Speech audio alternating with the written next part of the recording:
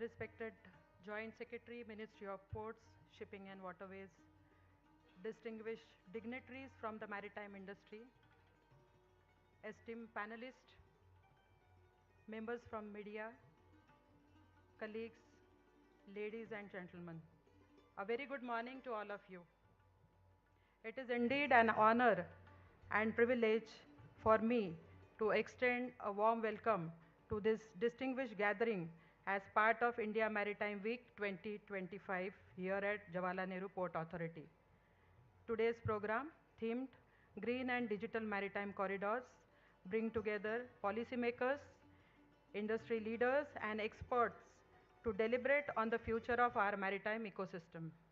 Before we proceed, may I request Mr. Suraj Babu, Chief General Manager M&E, to kindly present a floral bouquet to our Joint Secretary, Ministry of Port, Shipping and Waterways.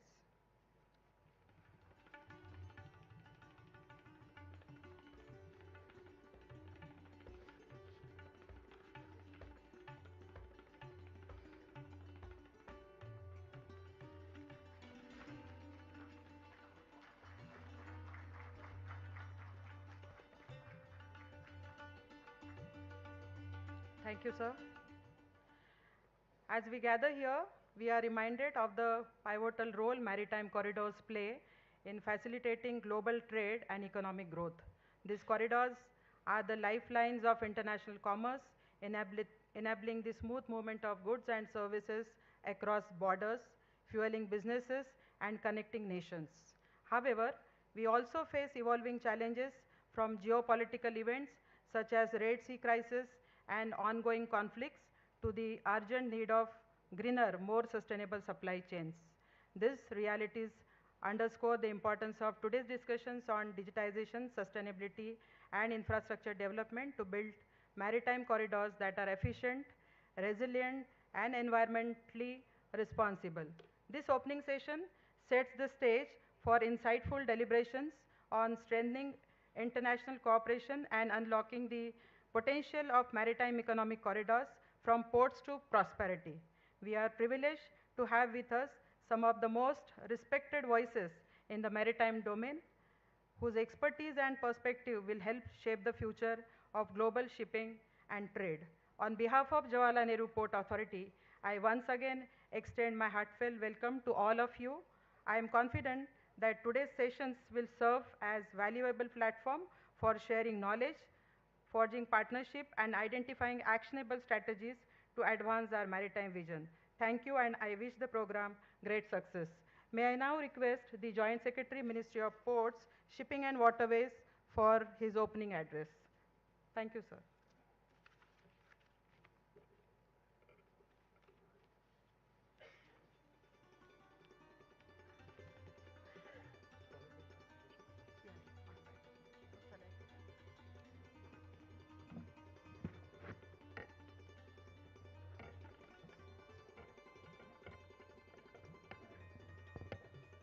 Namaskar. Morning to everyone. Respected Director General Shipping, CMD SCI, MD IPRCL, and senior representatives from the industry,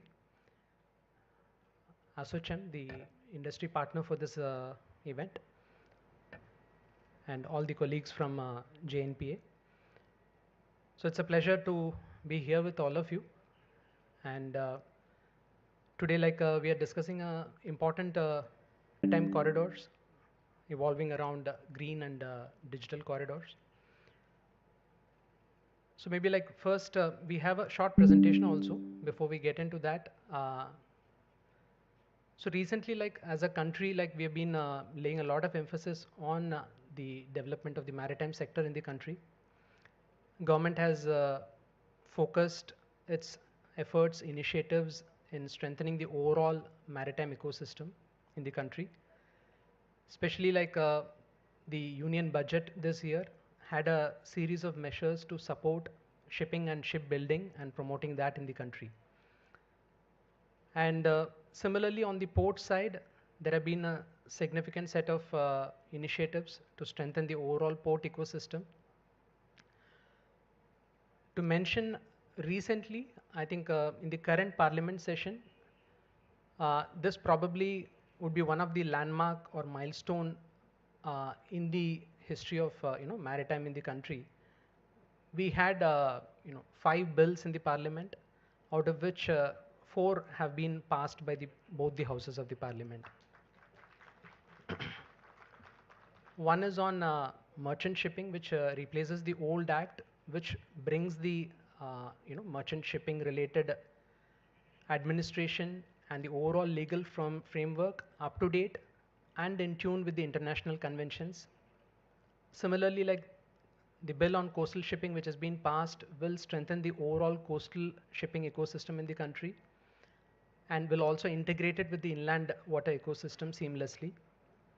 And also the COXA, the Carriage of Goods by Sea Act, so which will become an act soon once it's notified. Now it's cleared by both the houses. That is aligned with the international convention on this subject, which will make it friendly for the business and will bring in clarity and align it with the international practices. And one more bill, which is in the Lok Sabha, which is likely to be taken up today, is the Indian Ports Bill. This again would be a significant, milestone in terms of bringing the port legal framework up to date. This would be replacing the 1908 Act. So, more than 120 years old act that's getting replaced now. This act again talks about integrated port development in the country. Since port is a concurrent subject, like it's important that both the central and the state governments work together and conceive a integrated long-term development of the port sector, which is viable and which is attractive for private sector investment. So this bill brings in that framework. So be it the policy or the new projects that are coming up, like the Vadhavan port, which is progressing well in terms of the activities that are to be undertaken. Very soon, I think the reclamation and dredging project should be out in the market. And the Galatia Bay project, that transshipment port that is being conceived, that's also like in advanced stages of approval within the government. So we have been taking up a series of individual projects which are critical to the country, be it the policy framework or the legal framework. Government is working on all these aspects, not only on ports. Now the focus is also shifting towards shipping, shipbuilding, where again the shipbuilding financial assistance policy that is being extended for the next 10 years, which is also in the final shape and for the consideration of the government. The Maritime Development Fund, which will support the financing needs of the entire industry, the entire maritime industry, not only shipping, shipbuilding, but the entire maritime industry, including ports, inland waterways. And apart from that, we are also coming up with a scheme for supporting the development of new shipbuilding clusters and also supporting the existing shipbuilding industry in terms of providing them support for their expansion. And ships are being considered for being given an infrastructure status, which will make the long-term financing for shipping attractive and cheap and possible. And ministry has also come up with its own new MBFC, Sagarmala Finance Corporation, which has received the registration from RBI. So maybe in 6 months' time, they should actually be able to start lending for the maritime companies and ventures. So we are looking at a comprehensive approach to the entire promotion and development of the maritime ecosystem. So I would not take further time. I think there are further presentations and speakers. So after this, I think we would quickly go through the India Maritime Week, so which is coming up in Mumbai in the last week of October. So I think since all the senior leaders from the industry are here, it would be appropriate to briefly take you through the landscape of that, and also elicit the participation of all of you in that. So can we have the presentation on India Maritime Week?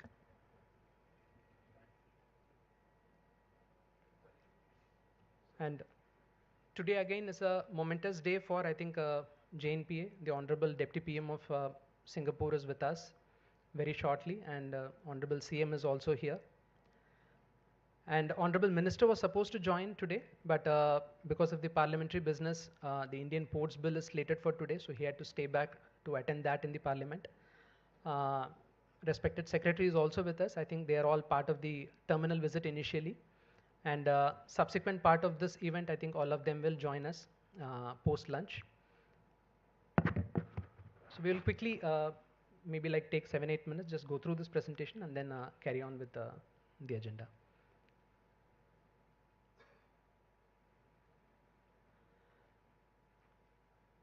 So this, I think all of you are familiar. You are all from the industry, so no need to stress upon this. This just gives a glimpse of the overall maritime ecosystem in the country: ports, shipbuilding, shipping, the seafarers. This again is growing very healthy, like it's almost like grown 120% in the last 10 years or so. And ship recycling, the Hong Kong Convention has come into play, and all our yards are, almost 100% of the yards are compliant with the Hong Kong Convention, which is talking about environment friendly recycling and labor friendly recycling. So this will also like enhance the opportunity for ship recycling in the country. Waterways has been one of the fastest growing segments within the country, and coastal shipping as well. So this again, kind of summarizes where India stands vis-a-vis, different countries in the world, just to give a sense. In the top 100 ports, I think we have, in the last ranking, we have 10 ports out of the 100 and 2 in the top 30. Be it the turnaround time or the number of seafarers, we rank third. And in terms of the overall port capacity, I think India stands second in the world, next to China, so in terms of the largest port capacity. And in terms of seaborne trade, we are the fourth largest in the world. So we are pretty sizable in terms of be it the port infrastructure or the total seaborne trade that happens in the world. And these are some statistics just to re-emphasize that, things, the perspective of where we are and how things have moved in the last decade or so. So this is kind of the progress that the industry and the maritime sector has achieved in the last decade. So I would not get into each of these figures, and most of you are familiar with these. So these are some of the initiatives which led to that transformation in the last 10 years, be it the new model concession agreement, which brings in the necessary ecosystem for public-private partnership in the port ecosystem, or the new bills that I talked about, which are in the parliament, out of which all of these have been passed except the Indian Ports Bill. And similarly, the aids to navigation, the major port authorities, or the Inland Vessels Act, all of them have already been updated in the last 3 or 4 years. So this ensures that there is a legal certainty and then policy certainty, and there is a consistency over the years. So if you look at the next decade, these are the opportunities that the maritime sector is throwing up. If you look at the next 20 years, India as a country, like if you have to support the expected size of the Indian economy today, like we have a EXIM trade of around 1.1, 1.2 trillion dollars. So if you look at 2047, the projected figures are like something in the order of around $10 trillion of EXIM trade. So that would mean that the port capacity has to expand 4x.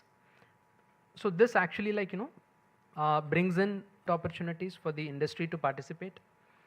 Similarly, also the coastal shipping and inland waterways, we are currently at 6% modal share, and we target to become 12%. So that again brings with it a huge opportunity for all of us to work together. So coming to India Maritime Week. So this is the 4th edition.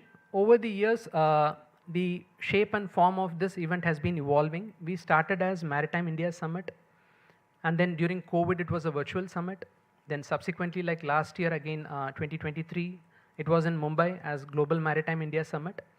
And now we have transformed or conceived it as India Maritime Week, which will be a week-long event, where there will be multiple co-located events, which we will go through as we progress. And in all of these events, progressively, the depth and width of participation, be it the international participation or be it the industry participation, or the kind of business opportunities or investment MOUs that were concluded, it has been growing in its size and stature. So this is again a set of data and statistics about the previous editions, which again re-emphasizes the progressive strength that this platform is attaining globally. So this is the proposed event for this year, where we are targeting close to 100 countries and more than 10 concurrent events located in one venue. This will be happening in NESCO in Mumbai from 27th to 31st of October. So here the vision for this year's edition is Uniting Oceans, One Maritime Vision. This again is very, very relevant in the current times, the way the global geopolitics is. It's important for us to, focus on this aspect where there is a need for all of us to work together. So this is just a glimpse of the venue. So we are looking at these 7 countries as potential partner countries in this event. I think Netherlands, Norway and Denmark have already confirmed that they would like to join as partner countries for this event.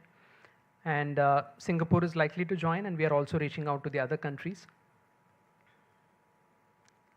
So these are other institutional partners in different segments, be it the industry partners or the institutional partners for different events, media, and then knowledge. So this kind of gives you an overview of the different themes that will be or different concurrent events that will be happening during the week. The flagship event is the Global Maritime India Summit, which focuses on industry and investments. And then the Sagar Manthan, the Great Oceans Dialogue. This is an event that focuses on policy, strategy. And then we have the Global CEO Forum, where Honorable PM will interact with the leading global maritime CEOs. And there is also a Maritime Leaders Conclave around this, where Honorable PM will address the gathering. And then we have Green Maritime Day, which talks about the transition that's happening in the maritime space. Then we have Ports of the Future, which is being anchored by the Quad partnership amongst India, US, Australia, and Japan. And Women in Maritime, that's a separate theme that we are focusing on, where there's a lot of things that are happening, so that will be discussed around that. And then we have Sagar Ratna. It's a recognition of the maritime achievers in this field. Then UN SCAP is also organizing a regional sustainability and connectivity conference around the same time in the venue. Then we have a theme on financing and tech and digitalization. So these are the aspects that would be covered as different events within the same week. So this gives the industry an opportunity to participate in all of these events as appropriate to you. So this presents an opportunity for networking and creating business opportunities, concluding business deals in terms of international collaboration and investment opportunities, or be it innovation and technology showcase. So, and we also have an exhibition which will be spread across a very large area, thematically designed, industry segment wise. So that again would be an important platform where you could showcase your company, your solutions, your products, and be able to connect with appropriate people coming from across the globe. So that is just a short introduction to the India Maritime Week, and we hope to individually interact with each one of you and ensure that all of you appropriately participate and benefit out of this event. Thank you.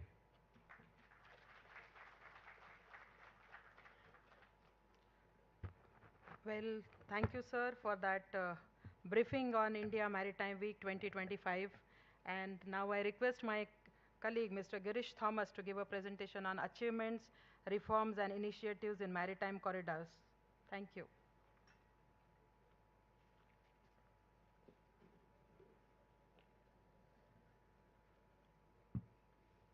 Respected Lakshman sir, dignitaries of the dais, my friends and colleagues. I'm just taking through quickly through some of the initiatives which Navixel 25 has been doing. All of you may be aware that Ministry has got several Navixels which are deep diving into various issues which is related to maritime industry, and we are doing a lot of initiatives. This particular Navixel is actually looking into the aspects of possible maritime corridors which will enhance our maritime industry.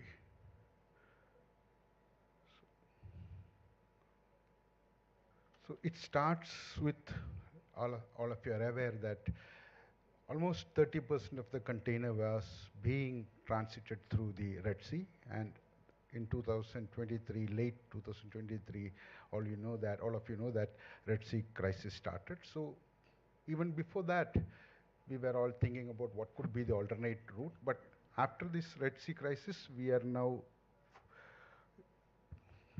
100% thinking, or rather almost all of us are now thinking of what could be the alternate route for industry between Mediterranean, US, as well as Far East and Indian Ocean. So this has necessitated, because of reasons like increase in the transit time, increase in the cost, increase in the emission, because vessels have to go around the Cape of Good Hope.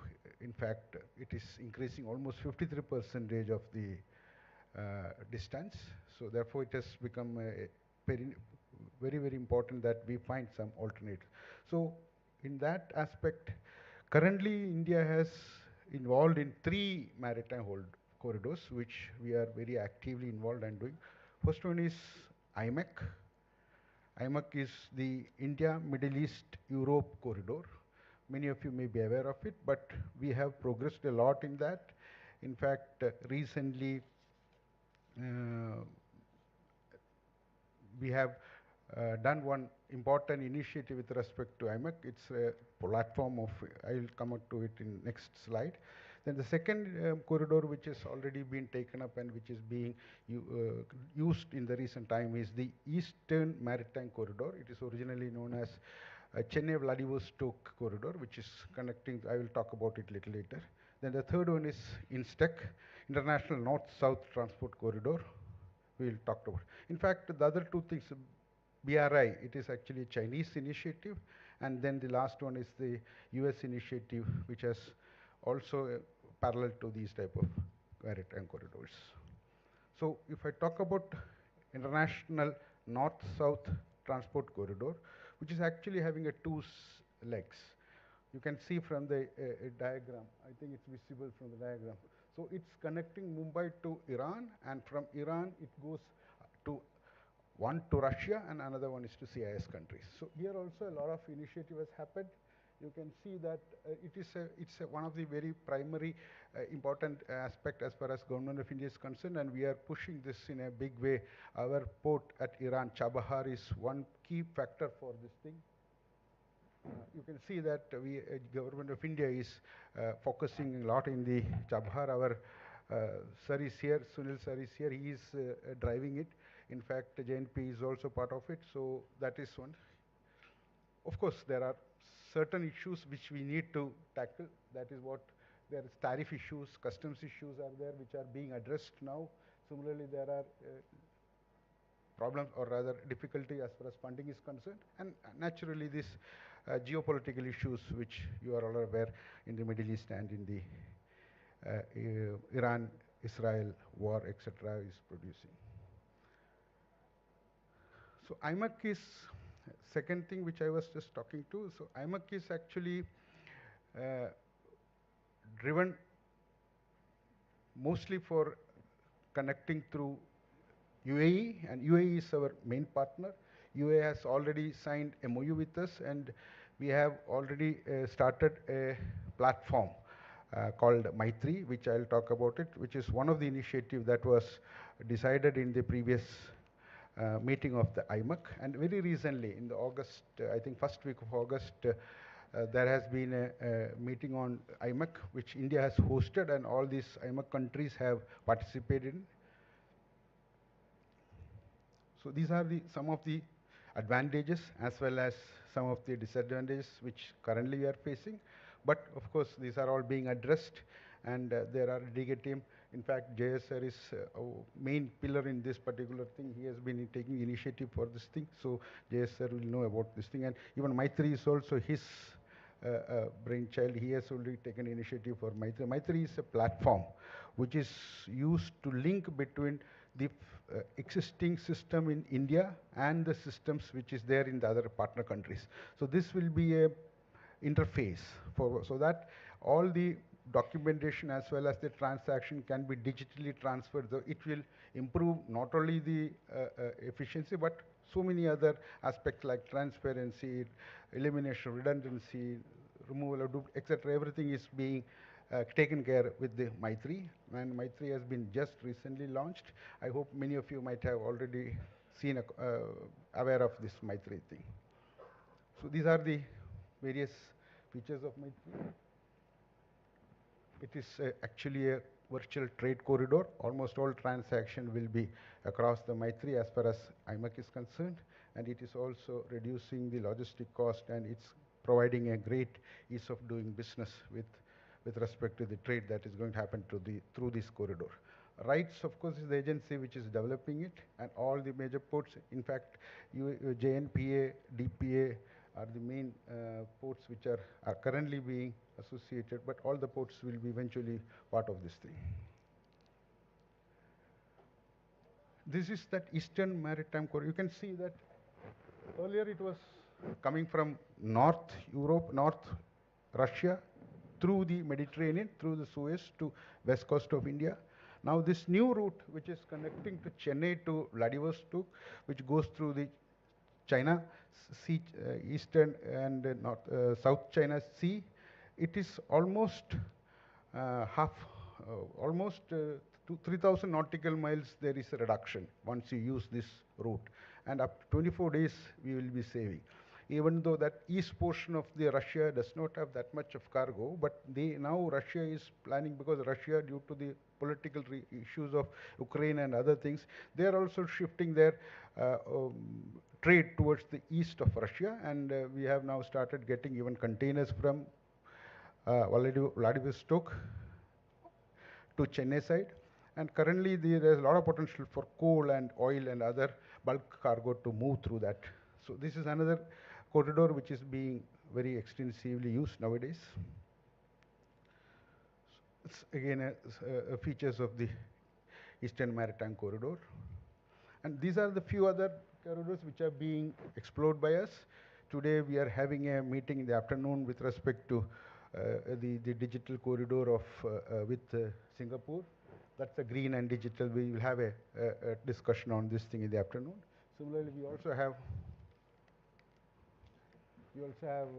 green shipping corridors. That is basically with respect to the coastal movement. We have movements from Kandla to Tuticorin, east to west connection through sea. That's something which we are pushing hard, which will benefit a lot.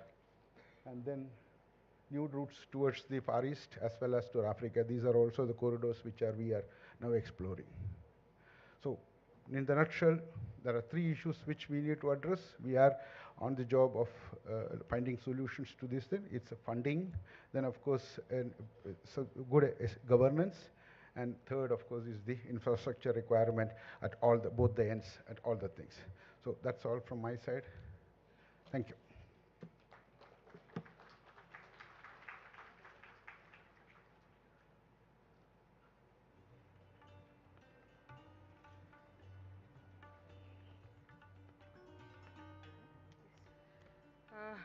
Thank you so much, Mr. Thomas, for the insight.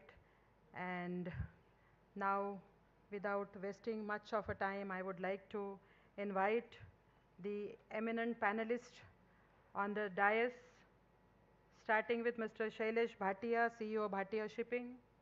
A big round of applause for Mr. Bhatia.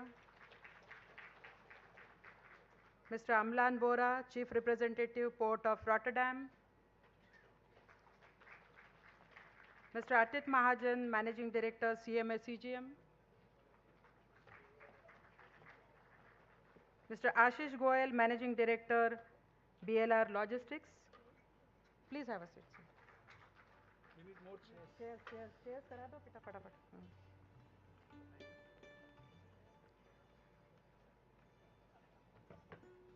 Mr. Makarand Pradhan, Managing Director, and Mr. Zibo Itti, CEO, DP World. A big round of applause to all the panelists. And few moments, I think they are.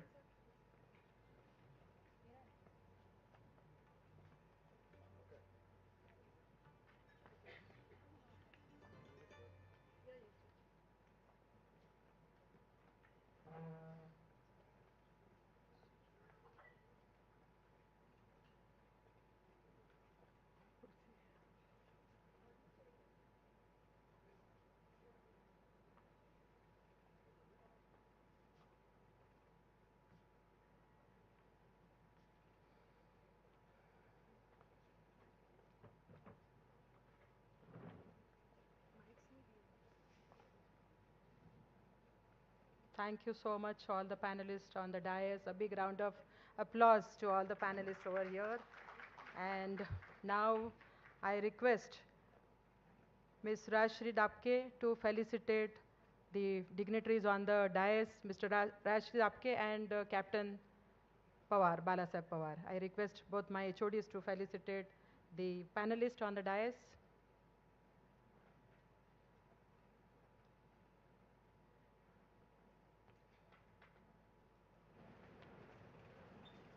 Ms. Rajeshri will felicitate Mr. Shailesh Bhatia, CEO, Bhatia Shipping.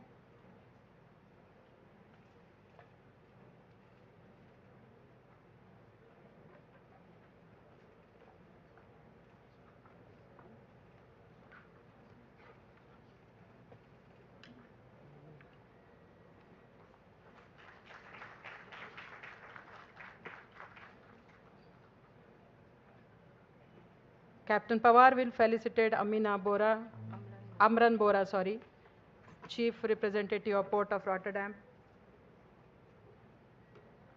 Amlan Bora. Captain Balasaheb. A big round of applause. Thank you, Captain. I will request Rajshri to felicitate Mr. Atit Mahajan, Managing Director, CMA CGM.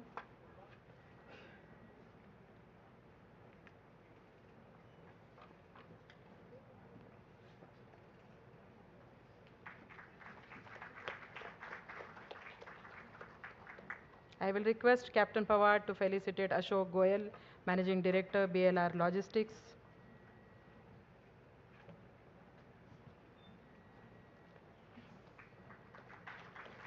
I again request Rajshri to felicitate Mr. Makarand Pradhan, Managing Director.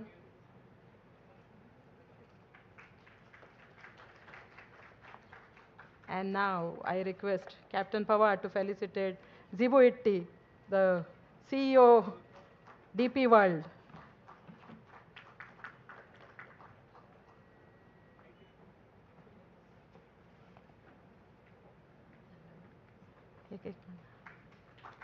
Thank you so much.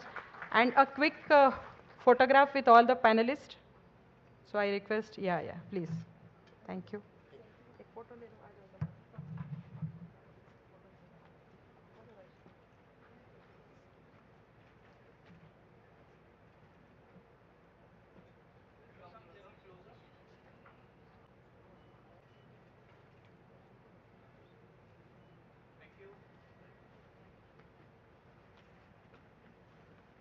Before wasting much of a time, I request Sunita to take over from SOCHM to take over the panel discussion further. Thank you so much.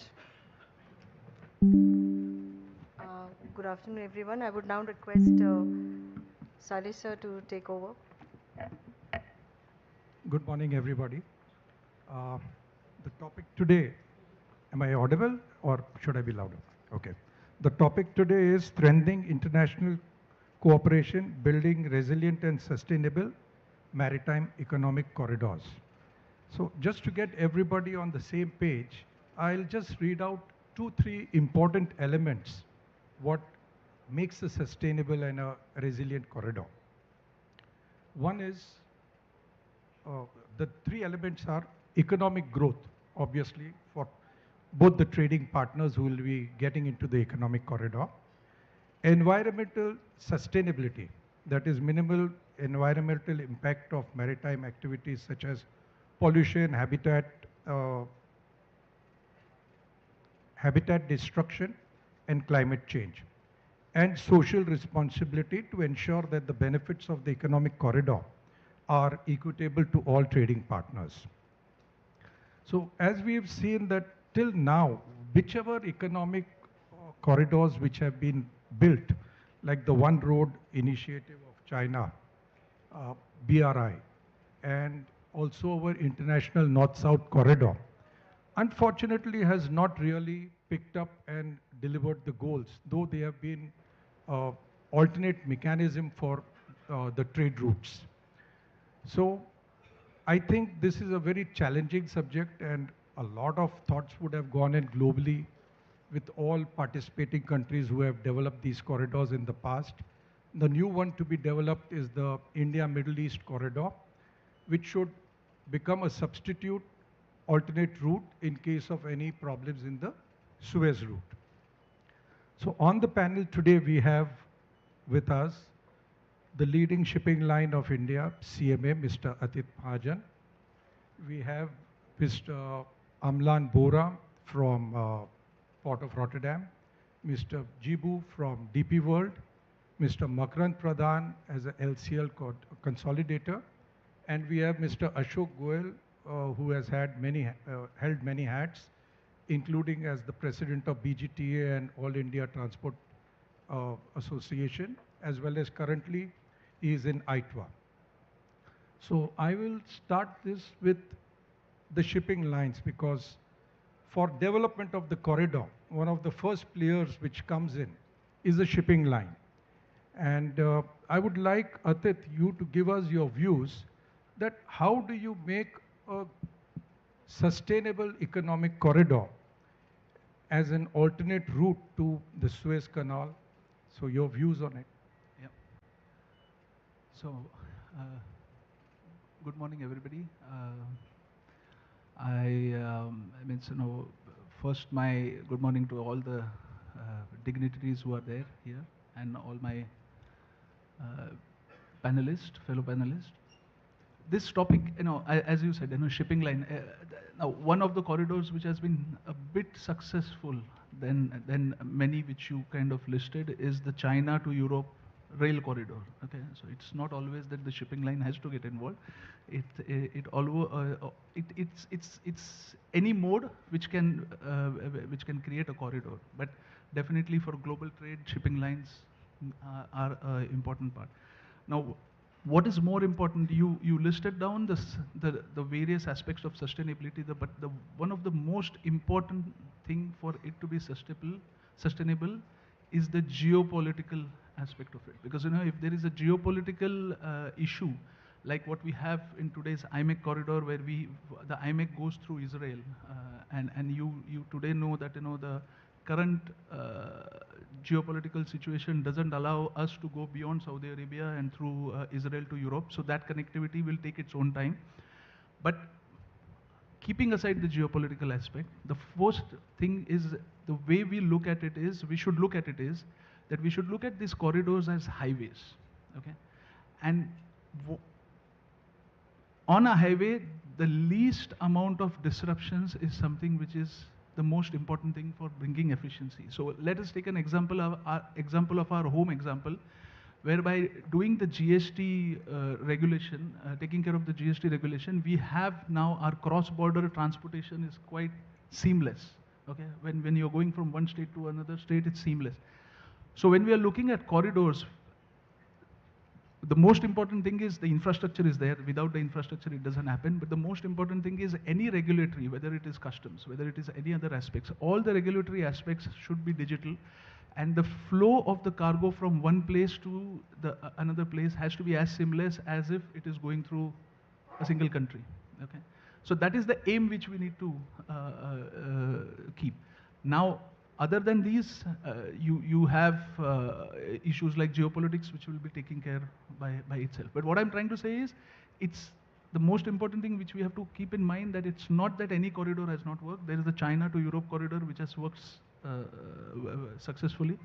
And again, just to put a perspective, that any corridor which we create is not going to be an alternative for other corridors. So like IMEC is not going to be an alternative to a Suez corridor. It will be complementary to Suez corridor. The same way as just because you have started a China to Europe rail, it's not that the shipping lines are not plying between China to North Europe. So so it's always going to be complementary. But it definitely gives you an insurance against any issues like what we recently faced in Suez.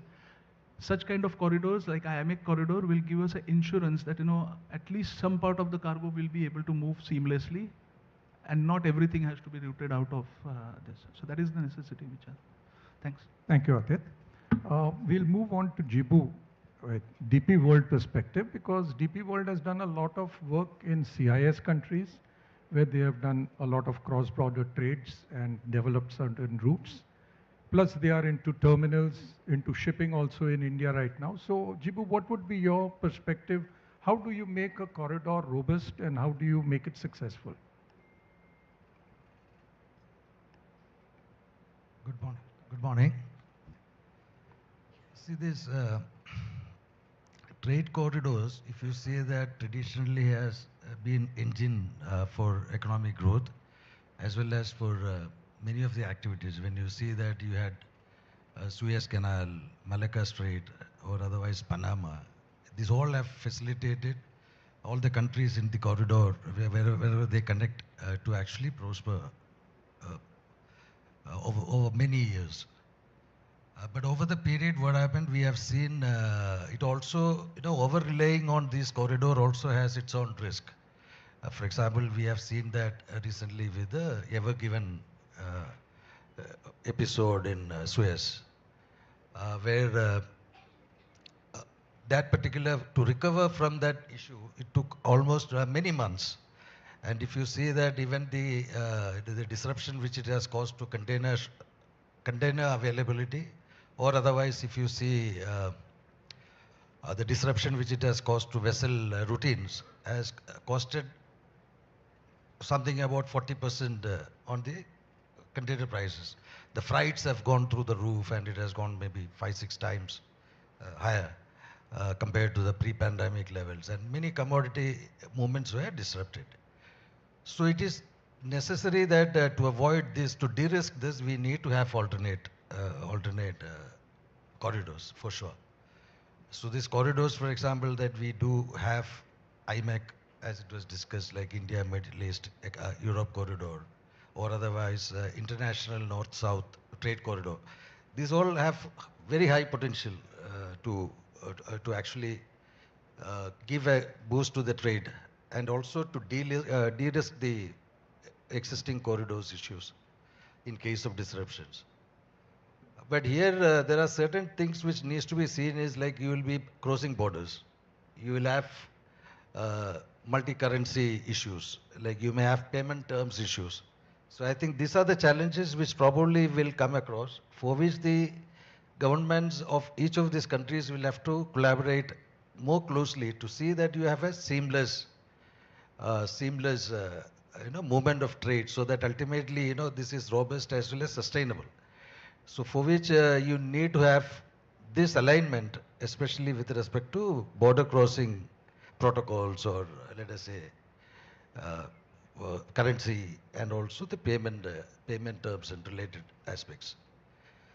The most important, there are many procedural things also are to be taken into account. Like the procedural, if you clear those procedural issues between the border countries, which can also facilitate investment and bring in this thing. For example, IMEC or the International North-South Trade Corridor, for that to actually be fruitful, you need to have many countries coming in aligned to see that the movements are, let us say, multi-country single window systems, or you can take the aspects of technology, for example, you can take single window system for all these countries to address, or maybe that you can have digital platforms to bring in all the stakeholders, with let it be the shipping lines, the terminals, the various customs of formations in different countries. So they all will have to start speaking on a single language. So getting it around, I would say, is the most important. As regard to the infrastructure, as per the World Bank, I think like $1 spent in transportation infrastructure will bring in $4 in economic growth. So there is quite a lot of infrastructural, this thing needs to be done, but there is quite a lot of soft issues to be also addressed to ensure that it is seamless and it actually pick up traction and attract the actual consumers and exporters to the platform. That confidence building is also important, for which quite a lot of this alignment is also required for these corridors to be effective. But this is the way, because you need to have these alternate corridors, otherwise you will have these similar disruptions affecting you in time to come. Thank you. Thank you, Jipu. We'll move on to Mr. Bora, because he's representing Port of Rotterdam. And as we all know, Europe is very successful in cross-border transportation and combining shipping and transportation together. So your views, what would make a corridor sustainable? And I would also like your views on the green part, because that's something which we've missed out speaking. So the green part, as well as how do you have a resilient corridor? What are your views on it? Thank you very much, and good morning to all of you. Thanks for having me here. First of all, the moment we talk about corridors, we are talking about a partnership, and we're talking about a business partnership. So before we talk about anything else or anything further, the very discussion on corridors or partnership, we should start with if there's a business logic in having a corridor. And from the Port of Rotterdam authorities' perspective, I would summarize the sense of looking at partnership from 3 A's. The first A is available, the second A is affordable, and the third A is allowed. These are my 3 definitions, not Port of Rotterdam standard. And this kind of matches with what these 2 gentlemen before me has also said, right? First of all, for a corridor to function, everybody in the corridor should feel equal and equally benefited from the corridor. So there has to be a play of equals, that's first, which is required. And then, of course, for those equals, there has to be available infrastructure, available trust. A lot of other factors comes into play. And when you talk about affordability, that's very simple. It's price. It has to be affordable. And allowed. Allowed can be looked at from the perspective of regulations, geopolitics, multiple things come into play. Now, from the perspective of Port of Rotterdam, if we overlay these 3 things into corridors, I will segment the whole discussion into 3 parts. The first is container. Now, as a port authority, we do not move cargo. The shipping lines and the shippers, the beneficial cargo owners, are the ones who move cargo. So to talk about building a corridor for the container business is on one side quite risky and limiting, but also on the other side is quite difficult, honestly. So whereas, as Port of Rotterdam, we talk about corridors, but we do not constrain ourselves to talk about corridors when it comes to the container business. We rather focus on creating the right parameters on the port and beyond. And the beyond part is very important, because we just cannot look at logistics or supply chain from the port from the point of picking something up and getting it to the port. Something has to be delivered as well, the last mile. So we focus a lot on that. And then we do the right things, we try to do the right things to make ourselves competitive and attractive for everybody, the shipping lines, the shippers, and the rest. The second bit, when you talk about corridors, which behaves slightly different from the container business, is the bulk business. Because bulk can be looked at as a point-to-point business. And there, some sort of corridors can be set up, and which is what we do. For example, we do have an established corridor for iron ore between Brazil and Rotterdam. But there's a good rationale for that. It's not that there's a corridor just for the sake of developing a corridor. Over the last many decades, Port of Rotterdam authorities have invested heavily on infrastructure, logistics, and captive use. The third part is very important, captive use of iron ore, which makes then justifiable to have a corridor for iron ore between Brazil and Rotterdam. The same for oil. If you look at oil, not many people know that behind the kind of the big oil tankers coming in and knocking the port of Rotterdam, we are serving 10 refineries in the hinterland in Germany and 4 very much in the premises of Port of Rotterdam. So these kind of assets and the use of the assets makes kind of corridor a natural phenomenon. But what I want to come to is the last point that you also asked me. When you talk about corridors from the perspective of Port of Rotterdam Authority or from our role as an authority, we invest heavily in it from time and resource perspective where there's a role for us to play. And if we talk about new businesses, businesses are, for example, green energy and feedstock. These are the 2 areas we are absolutely actively involved in building and defining corridors because there's a lot of lobbying to be done. There's a time gap between the actual business happening and what needs to be done for the business to happen.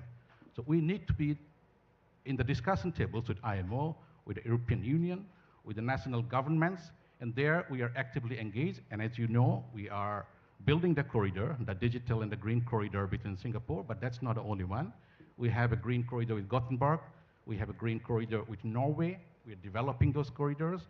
We are building up green corridors for graphite between Canada and Rotterdam, for copper between for Brazil and Rotterdam, and for manganese between Namibia and Rotterdam, because that's another product category which we as a port authority, but also every country, are very much looking at, and that's critical raw minerals or materials. Thank you.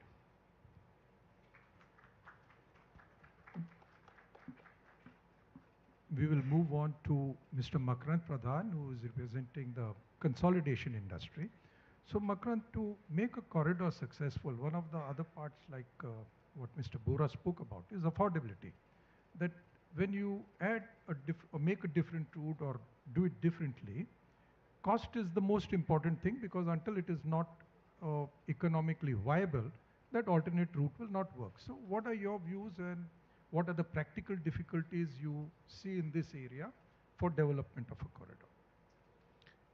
Good afternoon, everyone, and thank you for having me. What our moderator has just said, affordability becomes one of the most important things. Without being affordable, it is impossible that any trade can happen. And there are examples where one of the successful routes, I would say China to Europe railway line. What is the market share? The market share is still very, very low compared to the capacity. The only reason is it is costing nearly 2.5 to 3 times more than what it would cost by sea. So just going after corridors is, in my opinion, not very relevant until and unless developments, as Mr. Bora said about the Brazil-Rotterdam route, there is volume, there is a need for that, there is a need for investment into that area, then such corridors are very important where there is affordability, where there is a necessity, and where it can enhance the economic development of that region. That is, I think, one of the most important reasons for developing or going for a economic corridor, maritime corridor. So, in my opinion, affordability is the most important thing. I would like to talk about this in little bit perspective to a consolidator here.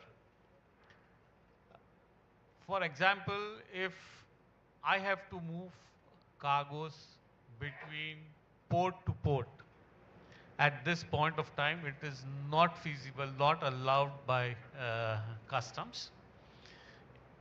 With special permissions it can be done, but it is not a regular movement. It is through human interventions. If cargoes are allowed to be moved between port to port as it is allowed from ICDs to port. It is definitely going to have an advantage. Like for example, hardly there are any sailings from Cochin to South America where there is cargo from Cochin into South America. Cargo comes into Cochin port, it has to go to Singapore. So we are letting go our cargo into some other port than handling it ourselves. So I would suggest that if these things are done, then cargo can come into any of the ports from where a direct console can be formed and cargo moved. The other thing is, as a consolidator, if we are looking at development of the LCL trade, which is one of the most important things for the development of trade. A lot of samples moving on even before the actual shipments happen. We have to look at some facilities which are equivalent to our neighboring countries like Singapore, like Dubai, Zafza. Here we are operating out of 2 CFSs, both choco-blocked. Now, going ahead, India's volumes are going to develop in a very huge way. If those volumes are to be developed, are there adequate facilities for people to handle those infrastructure to handle those volumes without any problems? I mean, these are the things which are to be created, and this will, I think, help for the development of the LCL trade. This will help in the development of the overall business. That's what I think. Thank you. Thank you, Makrand. Makrand has given the LCL perspective, but the last is the most important. Until this gentleman doesn't move the goods to the port or the CFS, nothing moves. He represents the transport industry. So, Ashokji, I would request your views that how do we make these corridors more robust? What has come out amply is there has to be proper legislation between the two countries. Goods have to move seamlessly. Apart from the legislation, the procedures have to be streamlined. We also spoke about if it's going to transit through multiple countries, the methodology for making the adequate payments to the respective entities who come in between, those processes need to be, made smoother. But most importantly, how would the transport industry help in this initiative? And also speak a little bit about the green part, because that's one of the most important tenements of a sustainable corridor. Definitely. So the first mile and the last mile actually constitutes about 60% of the total logistics cost when you see in a shipment. So definitely transport plays a major role. So first I will talk about the green initiative which the government of India has also started in a big way. Using EV vehicles in a big way. The government has started giving some incentives if you buy a green vehicle. About 10 lakhs is an incentive, but because the EV vehicle costs about 3.5 times than a normal vehicle, it is sometimes very difficult, to have a viability. So for that, we had some solutions which we wanted to present to the government. Probably rather than giving incentives on the buying of a vehicle, if they can give incentives or subsidize the charging points. Not every logistics provider can buy a number of vehicles. So if the charging points are given some kind of a subsidy and a different service provider can provide the charging points, then it might make sense that people can buy more and more EV vehicles. Number two could be giving some kind of incentive for tolls. Currently the tolls are about 10 to 12 rupees per kilometer when you move a heavy duty vehicle, which is very expensive. If I compare it with the overall cost, it is now almost 15% of the overall cost after fuel. And the third part is giving a green channel. When I say green channel, when we move from, let's say, Navi Shore port, there's a lot of no entry issues. So just to cover a distance of say 160 kilometers, say Bombay Vapi, we are spending almost 24 hours. So to bring those under control, if at least the EV vehicles are allowed to move freely for 24 hours, maybe we can do bigger number of trips and bring down the cost. Similarly, when we mentioned about the challenges faced at the port, sometimes, especially for exports, I would like to point out over here, sometimes you miss a vessel because of port congestion, or maybe the vessel skips this thing. The trailers are supposed to wait till the next vessel comes in the port, or unload it in a buffer yard. Most of the shippers are not very happy with this solution of putting it in a buffer yard, because again they feel that it may not, because of the congestion, it may not be moved to the vessel. Every export container has an e-seal, so I don't see the reason why the trailer has to be detained. Probably, if we use the tractor trailer policy, which now the RTO also allows, you can have a separate trailer and a separate puller. So if we use that kind of a solution where we can remove the puller and use it for some other purpose, and that the container can remain on the trolley, or it can be offloaded, so we can bring the cost down. Mr. Gadkari has again and again said that we have to bring the cost down by below 10%. And most of the costs, what we see, are due to inefficiencies. One more inefficiency I can mention is the loading and unloading point taken at the shipper end. If that can be properly well organized, and if they can control it properly, again the cost can come down. So 160 kilometer distance, if it is taking 48 hours, so you can imagine the total inefficiency in this thing. So these are some of the solutions which we felt could bring down the logistics cost and also promote EV green energy. Thank you. Thank you, Ashok. Since we have an audience full of stalwarts, I would also encourage if any of the audience members would like to pose a question or make a statement, because at the end of this, I think ASSOCHAM is going to be compiling all the points and putting up to the government for how do you go about strengthening an economic corridor. So, the floor is open. Subhita, we have a gentleman here.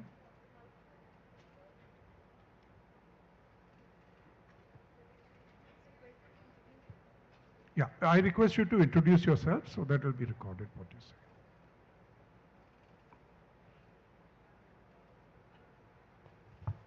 My name is Vishal. National building is my passion, and I keep traveling innovative and do the innovation business accelerator. When I was with the president, our minister Suresh Prabhu in 2018 in Oman, so I look for that why we create the lot of as we're looking for the sustainability, we create cold storage warehouses for the agriculture's commodities, because lots of vesting, and those countries are ready to become the investors. So when we create the new facilities, why we approach the countries because this can be only possible when government can become a facilitator.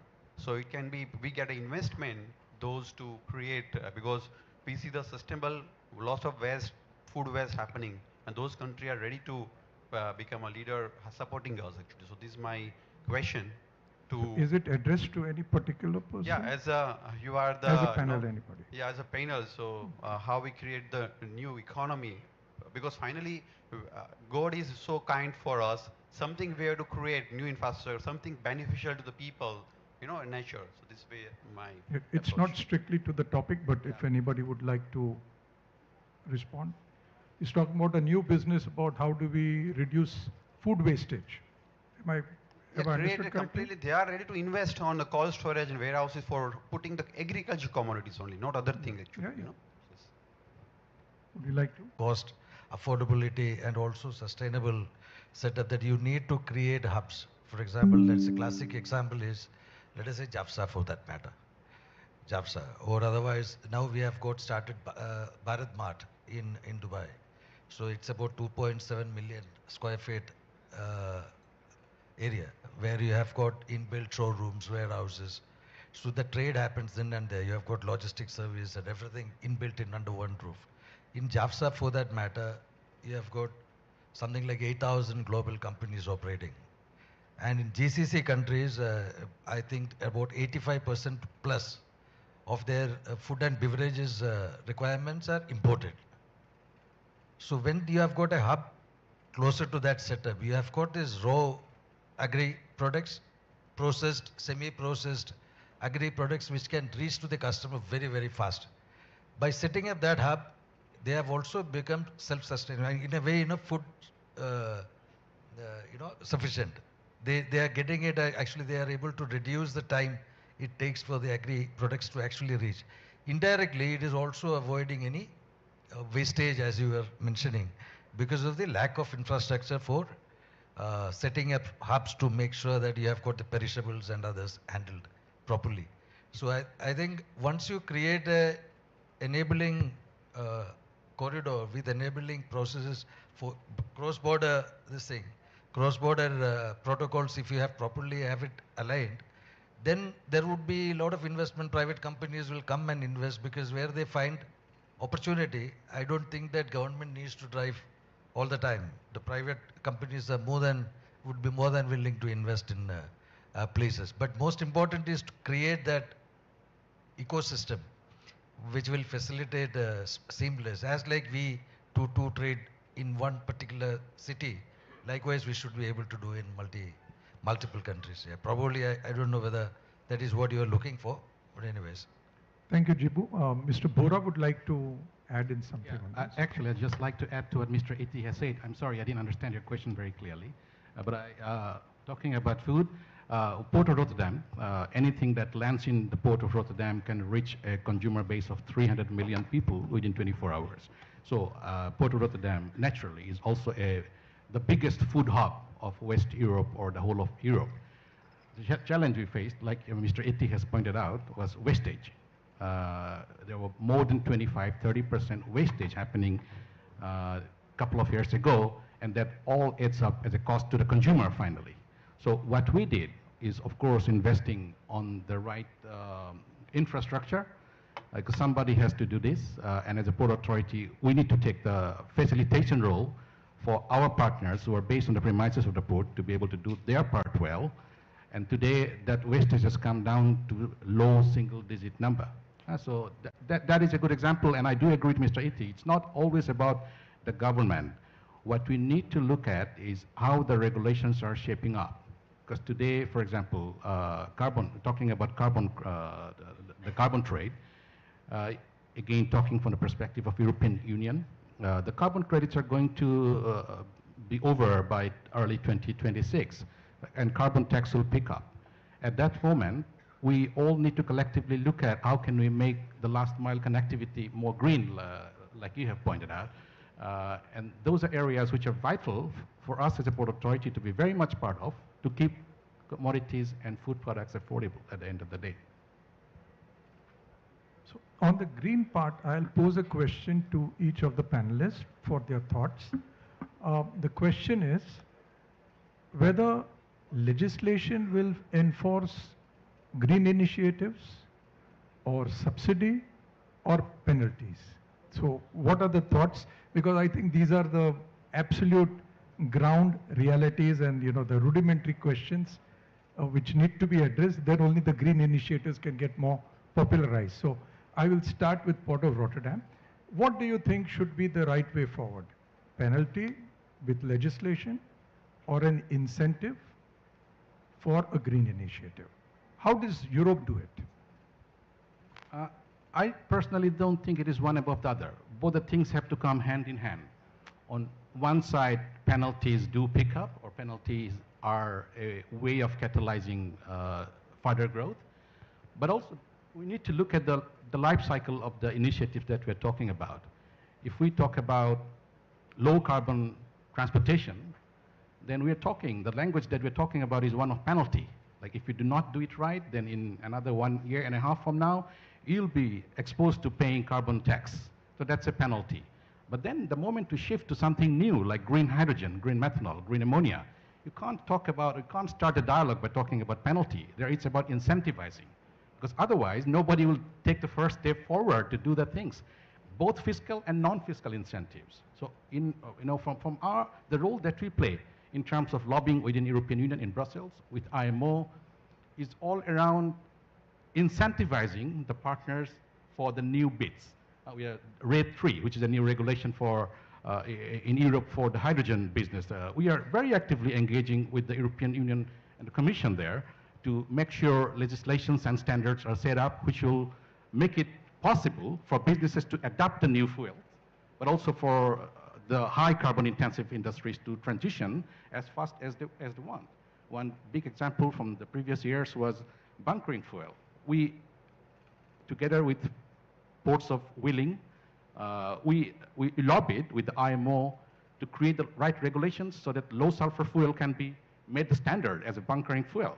So that's what we do then. So we'll move on to Mr. Jibu for your thoughts.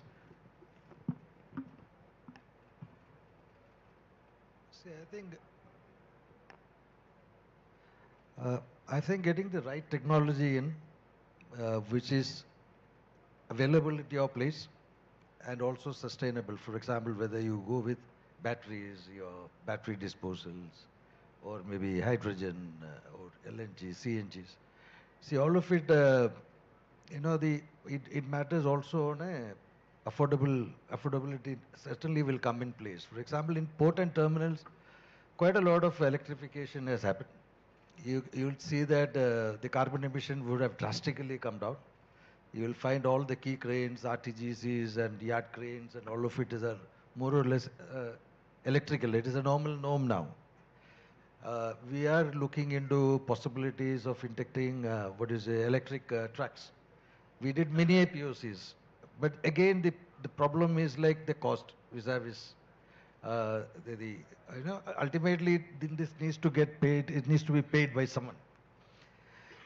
So the cost viability is always a factor. So there could be regulations, but at the same time incentivizing probably at the purchase level or maybe at a operating level needs to come in.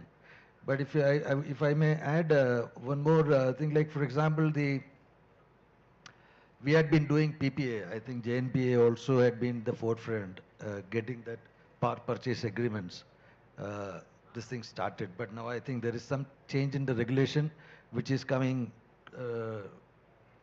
close. So with that, but currently in our terminal, where I operate DP World terminal, we have about 2 million units of electrical consumption per month for our internal equipments and all of it. That's 2 million units is what we consume per month.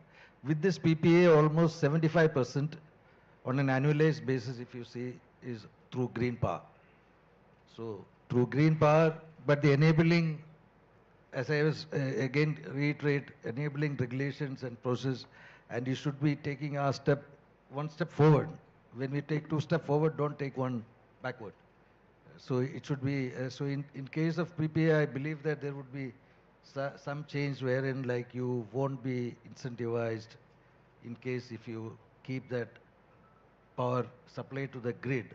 In the morning, you need to consume only in the daytime. It will not be available in night for the future. But probably so no carry forward. Carry forward. I think this sort of uncertainties probably will put a break again. So continuity of guidance is very important. Makarand, your thoughts, legislation or incentivization? I think it has to be a mix of both. Either way it would not work, but my 50% thing will go on to not only incentivize what happens. Like for example, our company has already started the process. We are emitting close to 450 tons of carbon per annum.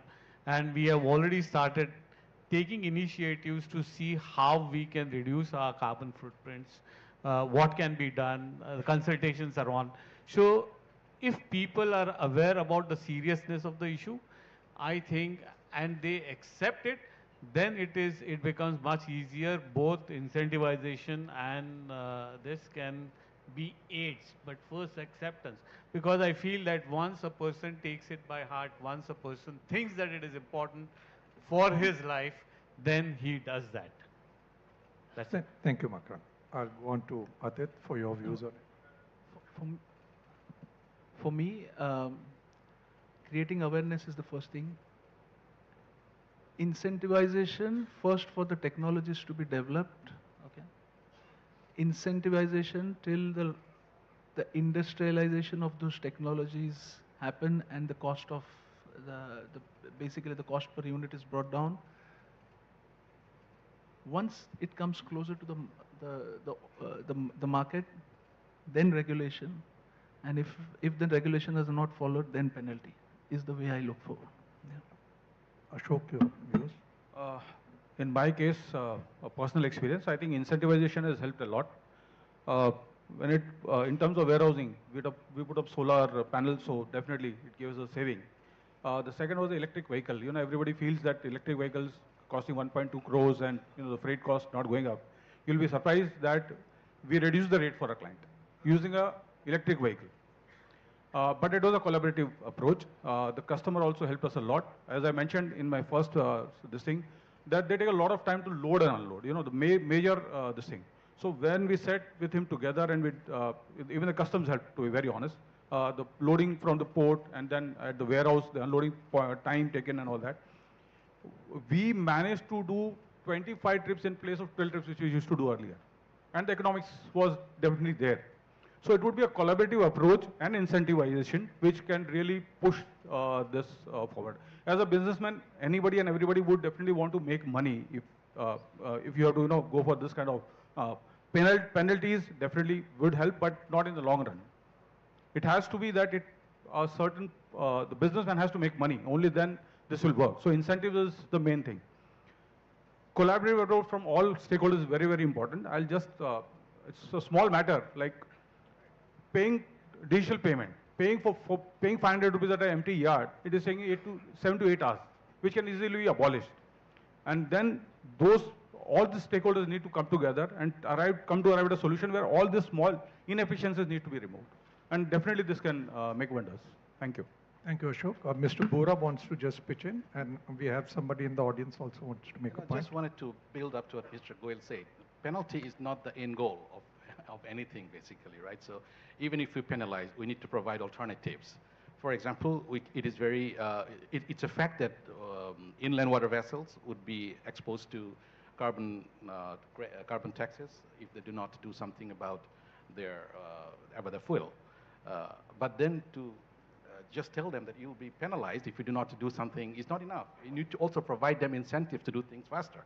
So for example, we have structured our port calls in such a way that we are open to give discounts in our port fees on 3 parameters. One is volume, which is very traditional, but we also give a discount if somebody has won a green award. There is a platform, I do not know much about it, but somebody winning a green award gets a reward, to the point that if somebody has got a platinum award, they do not have to pay anything in terms of port call. I do not know what they have to do to be that, but it's called a platinum award, then no fees.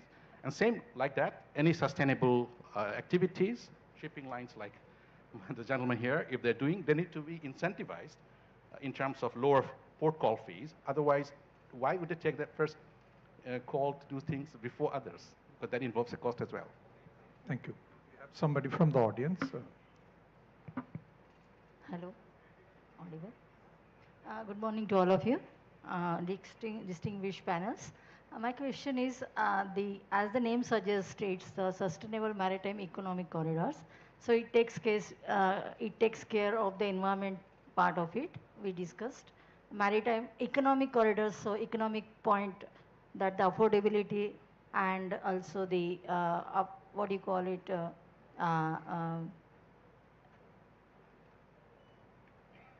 What do you call? Affordability is the right word. So that is taken care of. My question is, how it will ensure the maritime security along these corridors, taking into consideration the changing geopolitical situations all around the world.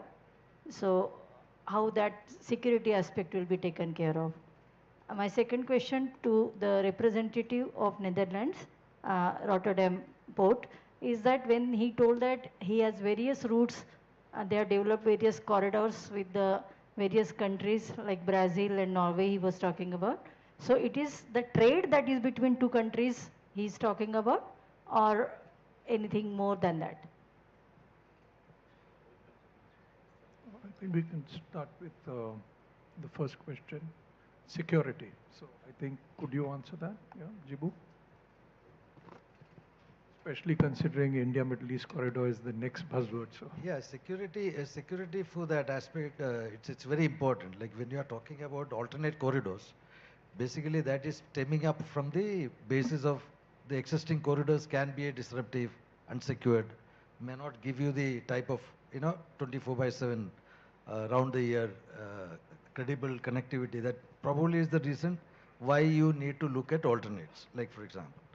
But when you are bringing in alternate routes, the alignment, as I said, the business protocol being established between countries are important to ensure that all through the corridor which is connecting the various countries, the cargo moves secured.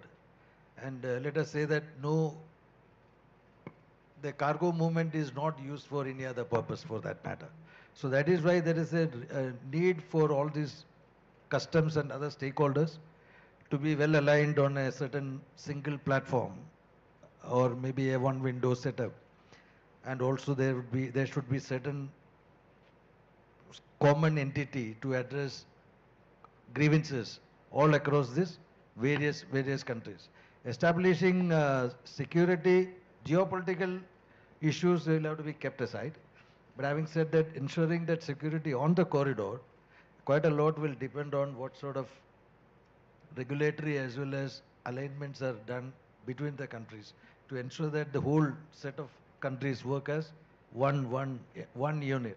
And for example, data, even today, your data standardization itself would be a great challenge between various countries. You do have PCS in many countries, but interoperability of this PCS, port community systems, would be a challenge. So each of these places do have, maybe they are enabling stakeholder digital platforms, but when you have many countries aligned, brought in one corridor, aligning them would be, I think, the most important aspect too, and this should have a transparent discussion between the countries to make sure that it is all taken care and declarations are done smoothly. I think that trust is the one which will bring in that security confidence. There's one small initiative between Government of India and UAE government. We're trying to make our IGMs the corresponding countries' EGMs. Sorry, EGMs the corresponding countries' IGMs. Yeah, and that's going on with Middle East. And I think Indian Railway, IRTC has got that contract. I think Maitri is a virtual trade corridor which is being built between India and UAE. And quite a lot of this data transfer is being seamlessly being tried out today, now as we speak. So that makes the documentation security intact because nobody can intervene and change details of the consignment. And then, of course, there are other parts of the security which either part of the countries can do. So we'll move on to Mr. Bora and then we'll do the wrap-up session because we have 5 minutes left now. So security again, it's security in terms of information security is as vital as the security in terms of the traditional definition of it, exposed to risk, physical harm, both to the human and to the goods, that's there. And of course, like everybody said, there are multiple forums where security discussions happen. International Association of Ports and Harbor, these are representation bodies where people can go discuss their problems, and then this can be taken up with the national governments as well, on top of the government-to-government discussions which are happening. So we are very much part of those discussions as the Port of Rotterdam Authority. Coming to the specific question about corridors, you mentioned about Brazil, for example. Well, initially it does probably starts as a country-to-country corridor because, again, there's business justification for that. But once a corridor sets up, it's all about affordability. Now, there's a lot of consolidation happening in the Brazilian hub for iron ore before it gets transported to Rotterdam, because if you look at the efficiency which has been created in that particular corridor over time, that justifies local consolidation being done in Brazil as against smaller volumes transported from those little ports to the end destination in anywhere in Europe. So it's at the end of the day, it's all a kind of a bottom line analysis. The initiation could be something different. But please keep in mind, when I talk about the country corridors, there are few which are existing. Those are for the bulk, but many are just an idea at this moment. The green and the digital corridor with Singapore is an idea we are exploring. Of course, it will come into play, but there's a lot to happen before we start actually bunkering ships with green methanol and green ammonia, because it's not just about somebody saying that, let me do that. There's a lot of cost involved, a lot of alignment, a lot of infrastructure development, and a lot more other things which probably are quite unknown even. That, please keep that in mind as well. Thank you. Thank you. So just to do the wrap up, I think the voice is very clear amongst the panelists that a corridor will come up, is the need of the hour as an alternate to different routes, trade routes, especially the Suez Canal route for India to Europe. And we have the route of India, INSTC to the CIS countries and Russia. So these will come up, but they have their own set of challenges. It's a process which is to be followed. Lot of intergovernment cooperation needs to be streamlined with respect to how the cargo transits through the country. But it will definitely and surely come up in the near future. And as far as the sustainability on the green initiatives go, one of the thoughts was Mr. Delvi, whom I'm filling in for today, spoke about it yesterday, that green initiatives are very difficult to just implement if you take it as an open-ended discussion or an open-ended platform. But if you have a particular corridor, say India, Middle East, and then you talk about a green initiative only in that corridor, then it becomes a little bit more disciplined and a little bit more manageable to do, that you can have the feeder operator green and then probably certain captive equipment on either side, which is you're going to be green. That way, a green initiative is a little bit more easier to do because it's a concentrated effort. So the overall, I think the opinion is very clear that an economic corridor is needed for the country, especially for the Europe movements. And we hope, as collectively we are all from the EXIM community, that this will come up, and we look forward to it. Thank you for the patient hearing and the good questions which have been asked to the panelists. Thank you again. Thank you, sir. Thank you, Bhatia sir, and all the eminent panelists. It has been a very nice panel discussion. Now we are winding up this morning session now. So we are now going for a lunch break. All delegates are requested to come to third floor, just one floor down. You have lunch there. VIPs and panelists will have lunch in the guest house. So after that, we have to come back here by 2 o'clock. The minister, our chief minister, as well as the deputy prime minister of Singapore will be arriving at 2:15. So kindly be back at the seat by 2 o'clock. In fact, we have almost more than 300 people who are registered, but we have only 200 seats capacity. So therefore, we have given the seat number on the ID card, which is given. So kindly, when you come back, please be seated. The first and the second row is for VIPs. For that, we will given separate names. So otherwise, if any issues there, please contact any of us. We will be glad to help you. So let's break for the lunch and then come back at 2 o'clock. Thank you very much.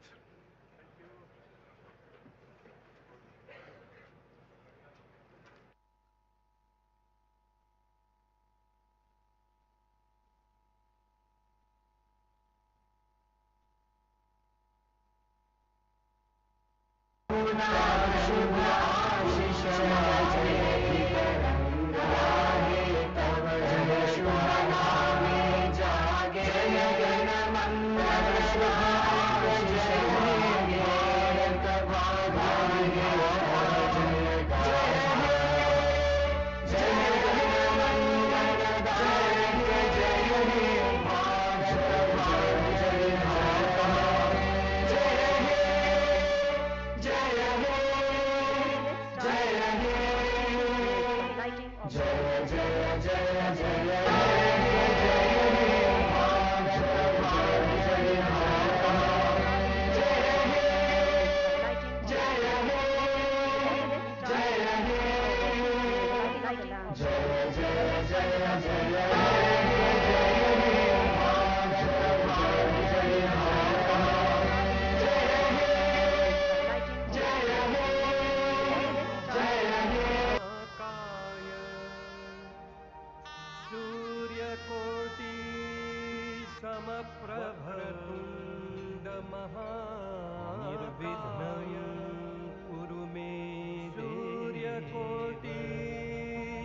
सर्वकार्येषु सर्वदा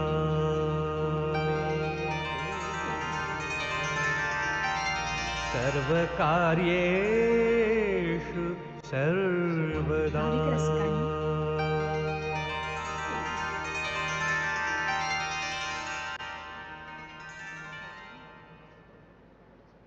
Bhavik रसिकांनो. Thank you, sir. Today we are privileged to have with us His Excellency Gan Kim Yong, Honorable Deputy Prime Minister of Singapore, Shri Devendra Fadnavis ji. Today we are Honorable Chief Minister of Maharashtra, His Excellency Gan Kim Yong, and Honorable Deputy Prime Minister of Singapore, Honorable Acting Transport Minister of Singapore, Shri Devendra Fadnavis ji, leaders Honorable Chief Minister of Maharashtra, T.K. Ramchandran, Honorable Secretary Ministry of His Excellency Jeffrey Acting Transport Minister Joint Secretary Ports, raising today's leaders' dialogue. May I also welcome Shri T.K. Ramchandran, Ministry of Port Shipping and Waterways, and Chairman JNPA, to please welcome His Excellency Deputy Prime Minister of Singapore.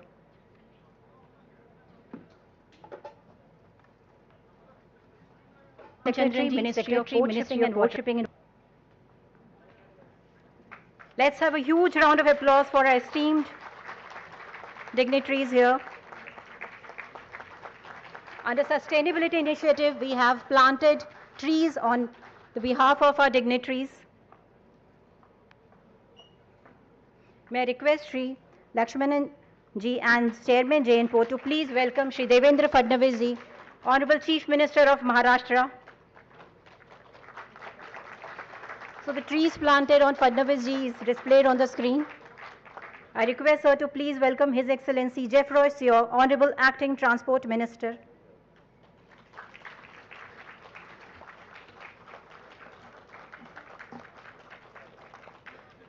Thank you, sir. Today we gather not only to discuss the future of shipping, but to actively shape it towards a future that is cleaner, smarter, and more connected. The Indian ports and shipping industry plays a vital role in sustaining growth in the country's trade and commerce. And JN Port, India's best performing port, is more than just India's largest container port.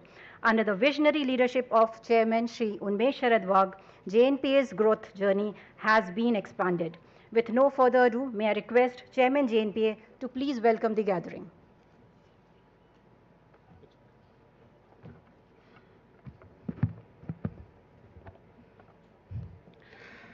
Honorable Deputy Prime Minister of Singapore, Mr. Gan Kim Yong, Honorable Chief Minister of Maharashtra, Shri Devendra Fadnavis, Honorable Transport Minister of Singapore, Mr. Jeffrey Seo, Honorable MLA, Shri Mahesh Baldi, Honorable Secretary, Shri T.K. Ramchandran, Shri R. Lakshmanan, Joint Secretary, Shri Shyam Jagannathan, Director General of Shipping, Shri B.K. Tyagi, CMD, Shipping Corporation of India, Shri Manoj Kumar Semwal, Shri Sunil Mukundan, Senior Officers of Government of Maharashtra, members of media, distinguished guests and friends. It is both an honor and a privilege to welcome you to the Leaders' Dialogue on Green and Digital Maritime Corridors, hosted here at Jawaharlal Nehru Port Authority, India's largest container port and one of the most efficient port of the world. This reputation of excellence has been built through enduring partnerships, both domestic and global. Among these, our collaboration with the Port of Singapore stand out as a shining example. Today, this partnership accounts for half of JNPA's total capacity. Your Excellency, we are deeply grateful that JNPA was chosen for Singapore's largest investment in India.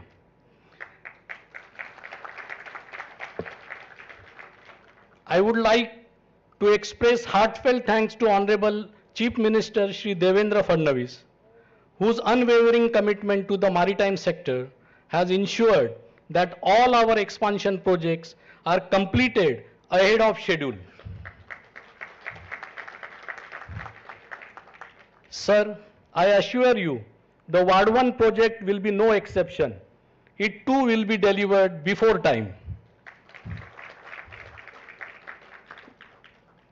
Honorable Minister Shri Sarvanand Sonowal could not attend today's function because of his commitment in Parliament.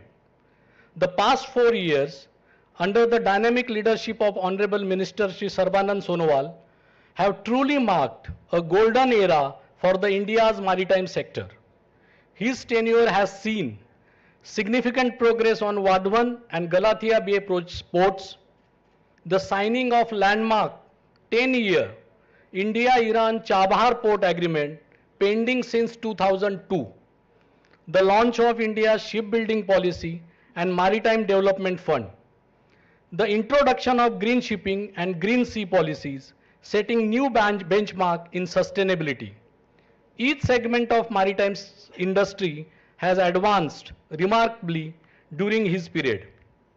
The resounding success of 2023 Maritime Summit under the able guidance of Secretary Shri T.K. Ramchandran is a testament to this momentum.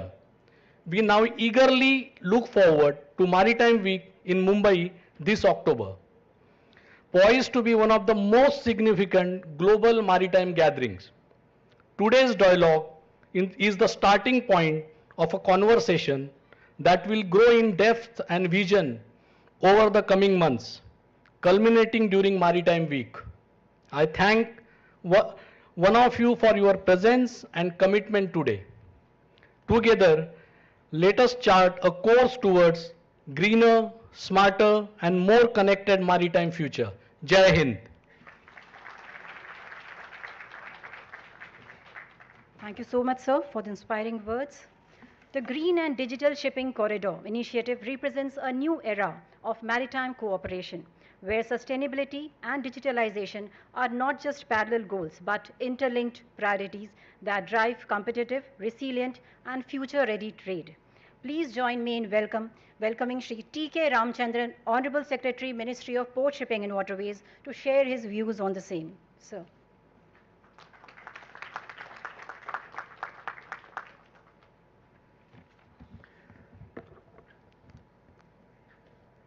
His Excellency, the Honorable Deputy Prime Minister of Singapore, Mr.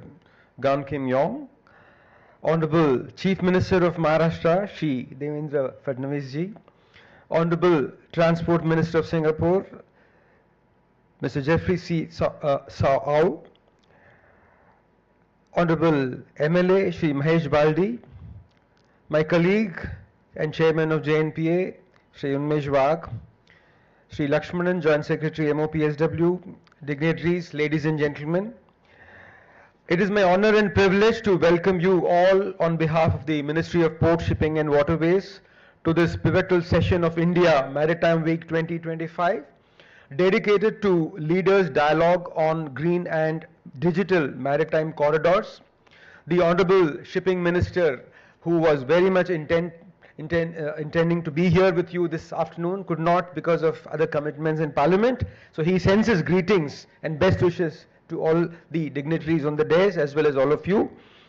Your presence here today reflects a shared commitment to shaping a maritime future that is sustainable, digitally empowered, and globally integrated. As global trade continues to expand, maritime transport remains its backbone, accounting for nearly 80% of international trade by volume. Yet, the shipping industry contributes approximately 3% of global greenhouse gas emissions, emitting over 1 billion sustainability. To meet the IMO's 2050 decarbonization targets, at least 5% of global shipping must operate on zero-emission fuels by 2030. This transition demands innovation, investment, and infrastructure, pillars that green and digital shipping corridors are uniquely positioned to support. Green and digital shipping corridors are not merely trade routes, they are strategic platforms for transformation.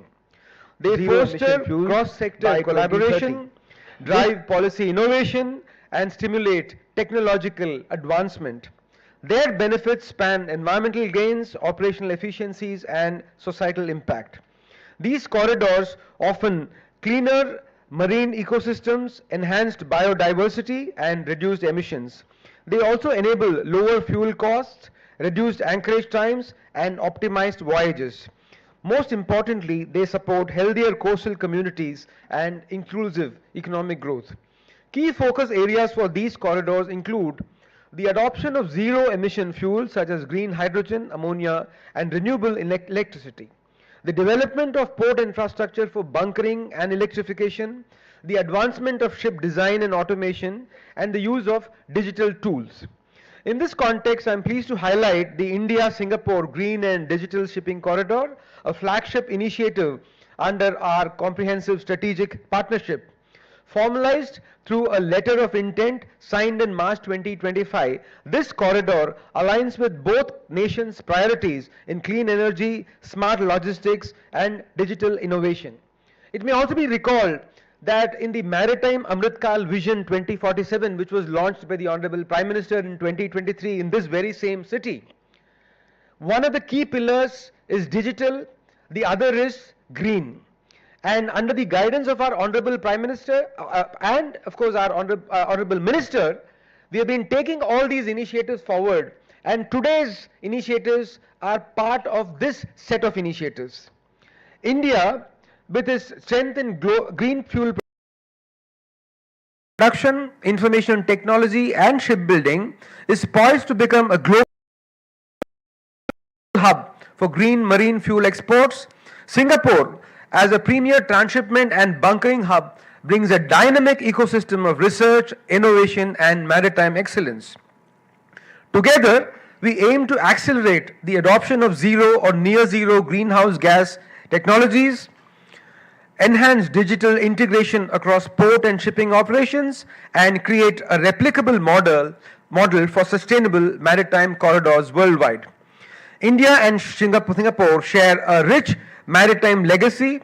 Historically, Singapore was governed from Kolkata during the colonial era.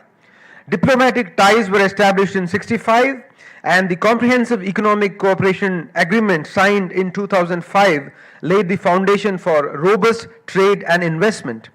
Today, as mentioned earlier, Singapore is India's largest trading partner in ASEAN, the top source of foreign direct investment, and a key collaborator in urban planning, infrastructure development, and maritime innovation.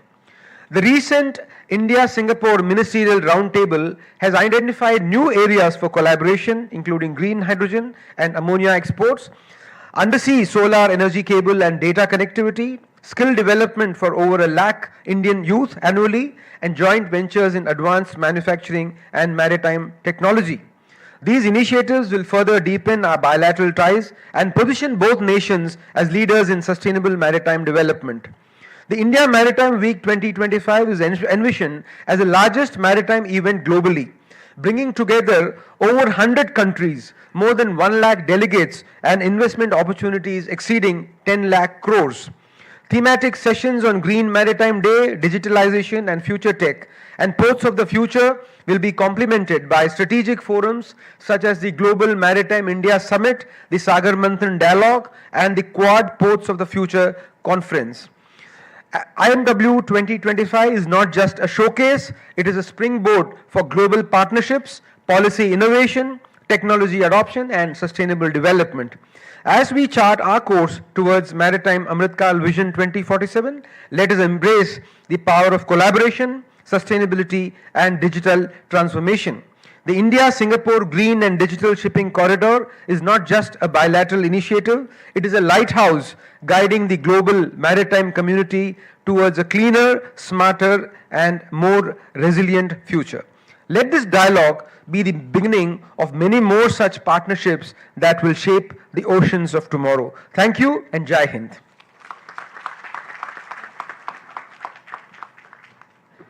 Thank you so much, sir, for your insightful perspective, especially on the maritime corridors. So JN Port has become India's largest container port by crossing 10 million TEU mark. And our terminal, BMCT, developed by Port of Singapore, has a major role in that. Can we have an informative video on our terminal BMCT?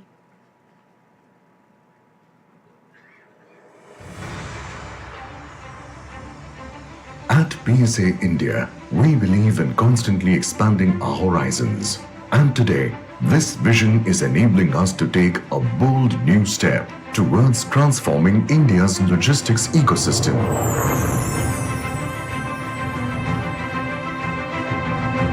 PSA India is entering a new phase of expansion with the successful expansion of its Phase 2 operations at PSA Mumbai.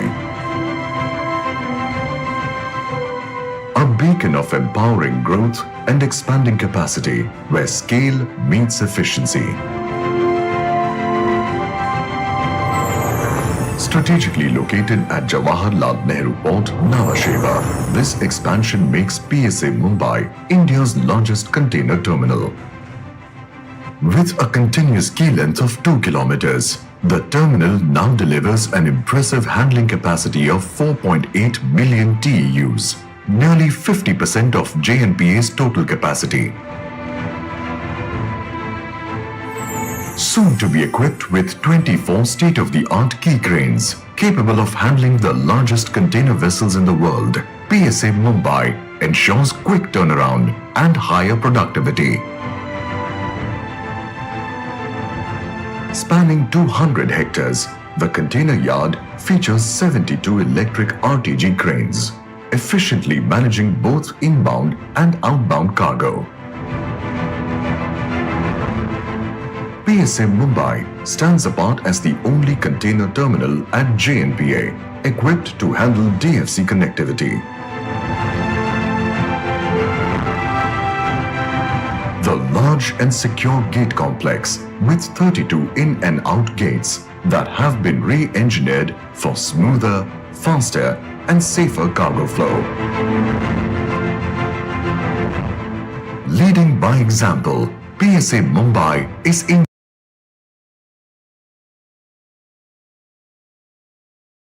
India's first container terminal, fully powered by renewable energy. Infrastructure and seamless operations, PSA Mumbai stands ready to power a more connected tomorrow. At the center of our digital leap is GTOS, PSA's own terminal operating system. It brings intelligent planning, live insights, and seamless coordination to every move at our terminals. Efficient, scalable, future-ready.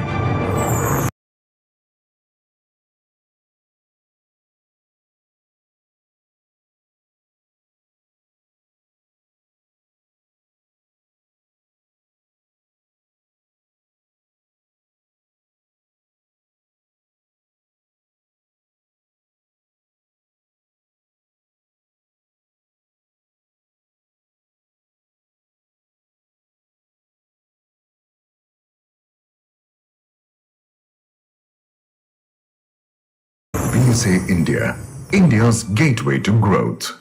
Week unfold. Can we have the video, please? The video, please.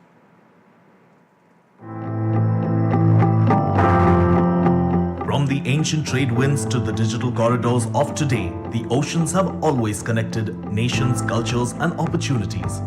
At the heart of this global network stands Mumbai, a vibrant maritime capital where ideas, innovation, and investments from around the world come together.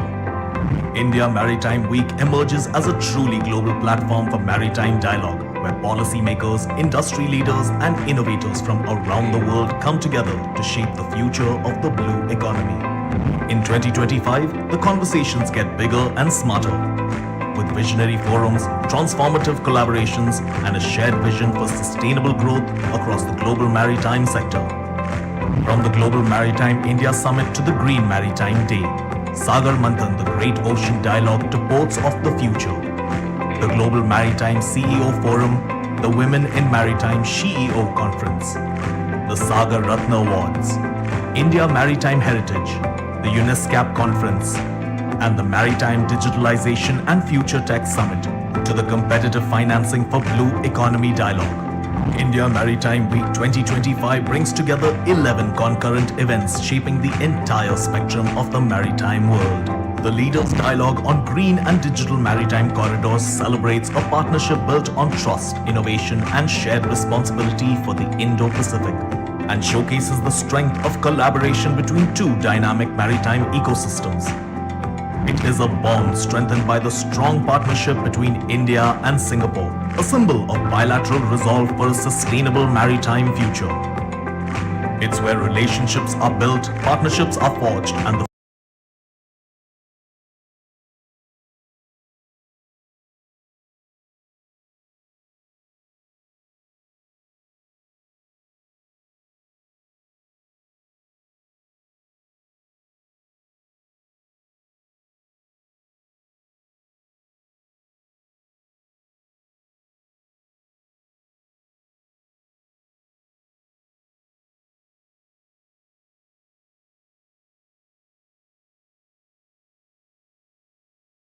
future of global. We are honored to welcome Ms. Shikha Singh, Vice President.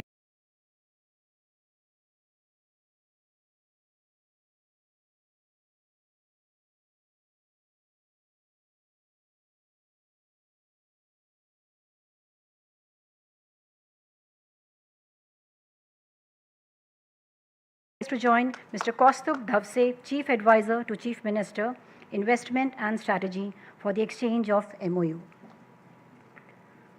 Headquartered in Singapore, Mapletree is a global real estate developer, investor, capital and property manager committed to sustainability. Under this MOU, Mapletree has committed to invest rupees 3,000 crores in Maharashtra over the next 5 years, developing industrial parks, logistics and warehousing facilities and data centers in key cities such as Mumbai, Pune and Nagpur. Please join me in congratulating both the teams.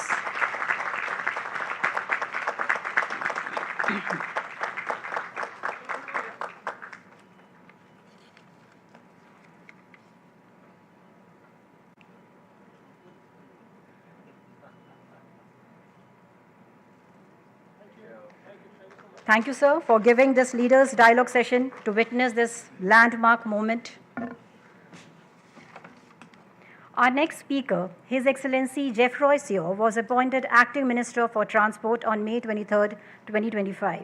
Before this role, he served as Senior Minister of State for Finance and held key positions in ministries related to manpower, trade, industry, and transport. Mr. Seow plays a significant role in shaping Singapore's transport policies, including the maritime sector, which is central to Singapore's economy. The Ministry of Transport under his leadership emphasizes investments in sustainable and digital maritime infrastructure, port innovation, and strengthening Singapore's position as a global maritime hub. It is my honor to welcome to the stage His Excellency Geoffroy Seow, Honorable Acting Minister for Transport, Singapore.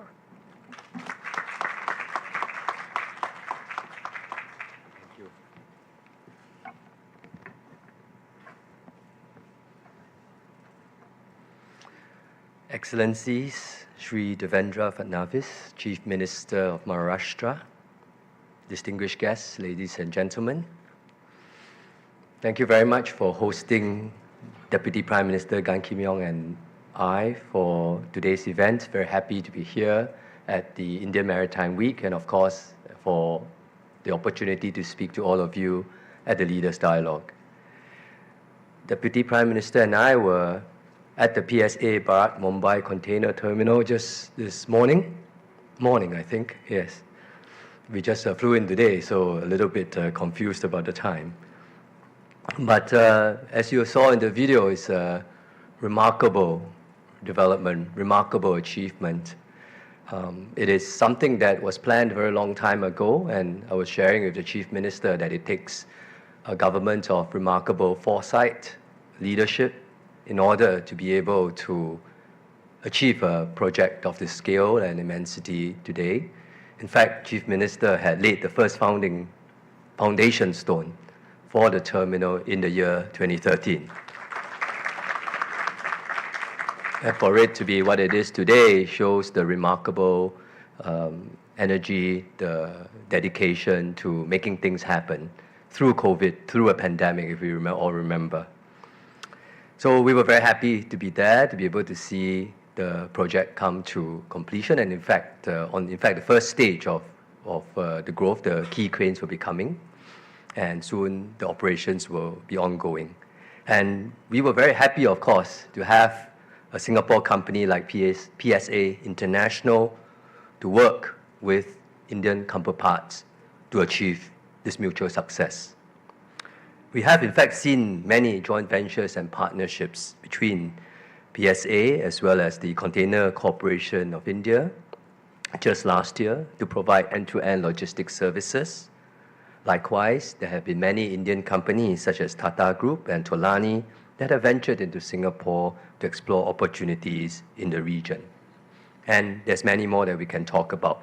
Specifically on the transport front, we have deep, long-standing relations. As my colleague from the Ministry of Ports and Shipping and Waterways said just now, India and Singapore share a very deep maritime history. And as a result, we have been working on many projects in the maritime sector. Our governments have been working closely, both bilaterally and at multilateral platforms such as the International Maritime Organization. And this year is a very important and significant year for us because we are enhancing our collaboration through signing a memorandum of understanding on the Singapore-India Green and Digital Shipping Corridor. It's a not so nice short form, GDSC MOU, but it stands for the Singapore-India Green and Digital Shipping Corridor.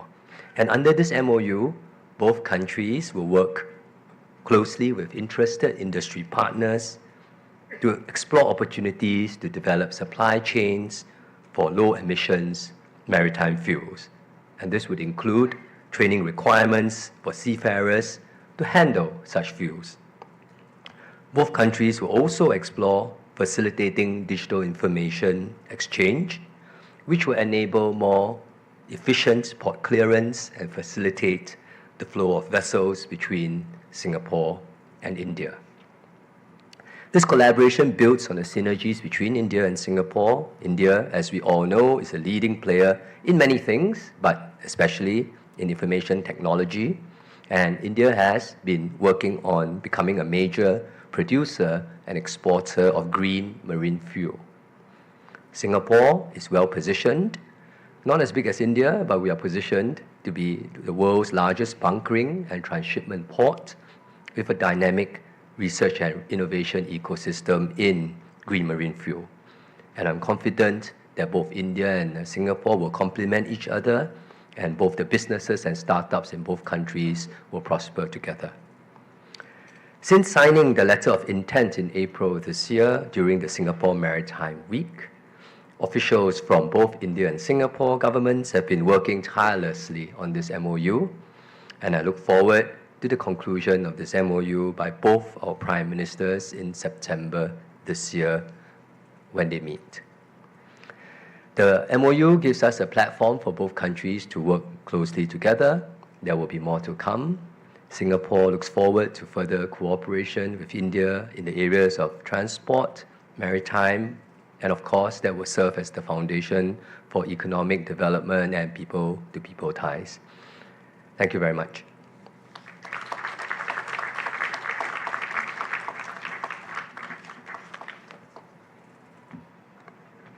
On behalf of all present, I extend a heartfelt thanks to Mr. Seo for his thought-provoking and enlightening address, given us much to reflect upon as we move forward. As mentioned earlier, our Honorable Union Minister for Port, Shipping and Waterways, Sri Saravanan Sonowalji, was unable to attend today's main event due to certain exigencies, but we have a video message from our visionary leader who has been steering India's maritime sector towards unprecedented growth and transformation. Can we have the video message, please? Namaskar. Good afternoon to everybody. Respected Gan Kim Yang, Honorable Deputy Prime Minister of Singapore, respected Sri Devendra Fadnavis ji, Honorable Chief Minister of Maharashtra, respected Jeffrey Seo, Acting Transport Minister of Singapore, it is a great honor and privilege to welcome His Excellency, the Deputy Prime Minister of Singapore and his delegation to Jawaharlal Nehru Port Authority, India's premier container port. Your presence today at JNPA reflect the vibrancy of our partnership and the deep and enduring commitment between our two nations. I extend to you a very warm welcome on behalf of the Ministry of Port Shipping, Waterways, and the people of India. I also heartfully welcome the dynamic and visionary Chief Minister of Maharashtra for joining us at the Leaders' Dialogue at JNPA. Much as I would have loved to join the distinguished gathering today, unfortunately, due to an unavoidable parliamentary exigency, I am unable to be with you. The change of plan is deeply regretted. I am certain that the address today from our distinguished dignitaries will be enlightening for our many international delegates, business leaders, entrepreneurs, policymakers, and media friends. Dear delegates, India and Singapore share a strong and multifaceted partnership rooted in mutual respect, shared values, and a common vision for prosperity. Under the visionary leadership of Honorable Prime Minister Sri Narendra Modi ji, our bilateral relations have expanded across sectors. Connectivity forms an important pillar of this bilateral partnership. I had the privilege of visiting Singapore myself earlier this year for the Singapore Maritime Week, an enriching opportunity to engage with global maritime leaders and reaffirm our shared commitment to sustainable growth. I would like to take this opportunity to acknowledge and appreciate PSA International investment in Bharat Mumbai container terminals. At JNPA, BMCT exemplifies our shared vision to build modern, world-class port infrastructure. It is an example of reform-led growth model that India pursues and reflects the confidence that global partners like Singapore place in India's economic resilience and growth potential.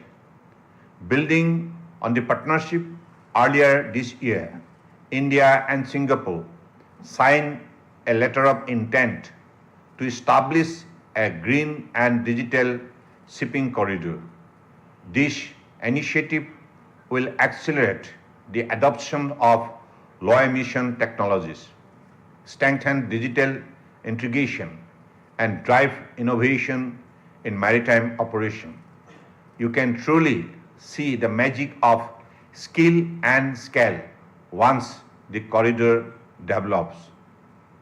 The Government of India is fully committed to facilitating long-term foreign investment in maritime and logistics sector. Our pro-investment policies anchored in PM Gati Shakti and the National Logistic Policy are designed to create seamless multimodal connectivity, reduce logistic cost, and improve ease of doing business. I invite our Singaporean partners to explore new opportunities in India's growing logistic and port ecosystem. The time is ripe for deeper collaboration. I would also like to take this opportunity to extend a warm invitation to His Excellency, the Deputy Prime Minister and his delegation for the inaugural ceremony of India Maritime Week 2025, which will be held in Mumbai from October 27, 2025. This prestigious event in one of the most important maritime capitals of the world will bring together key stakeholders from the global maritime community to discuss and explore opportunities for collaboration, innovation, and growth in the sector. Your esteemed presence would be an honor and a significant contribution to strengthening maritime ties between India and Singapore. Once again, I express my sincere gratitude to Deputy Prime Minister Gan, Minister Jeffrey Seo, visiting delegates from Singapore and the PSA group for your commitment to India. We deeply value this partnership and will extend all possible support to ensure your continued success. I also thank the Honorable Chief Minister of Maharashtra for giving strength to our program today with his presence and for the deep partnership between Government of India and Government of Maharashtra towards realizing the vision of Maritime Amrit Kal Vision 2047. Thank you. Jai Hind. It's a true privilege to hear his vision and guidance as always. His tireless commitment to innovation, sustainability, and inclusive development continues to inspire stakeholders across the maritime spectrum. It is now my privilege to invite to the podium a leader whose vision and dedication have been pivotal in driving Maharashtra's growth across industry, infrastructure, and innovation. Under his leadership, the state has strengthened its position as India's economic powerhouse, with transformative initiatives in ports, logistics, and maritime connectivity that are shaping a brighter future for our people. Ladies and gentlemen, please join me in welcoming Honorable Chief Minister of Maharashtra, Shri Devendra Fadnavis ji.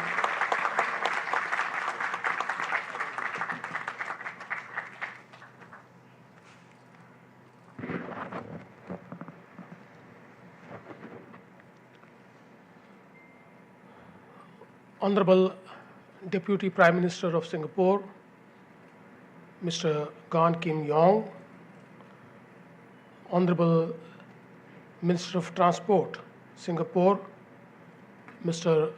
Jeffrey Seo, Mr. T.K. Ramachandran, Secretary Ports, Government of India, Mr. Unmesh Wagh, Chairman JNPA, Mr. Lakshmanan, Joint Secretary Ports, all the dignitaries present here, dear friends. At the very outset, I would like to welcome His Excellency, the Deputy Prime Minister of Singapore and the entire delegation to this beautiful city of Mumbai, which is a financial, commercial, and entertainment capital of India. And I'm sure that your visit will deepen the ties between India and Singapore and also Maharashtra and Singapore.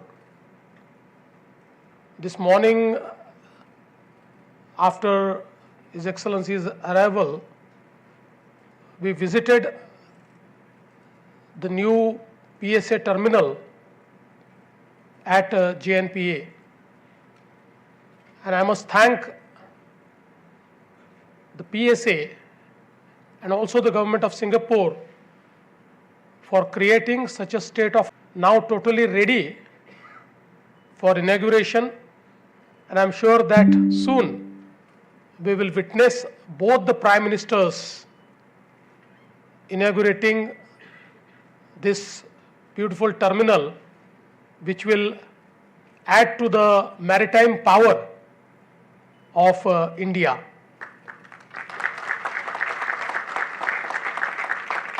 As we all know that now this terminal will account for 50% of the container handling capacity of JNPA, and that will bring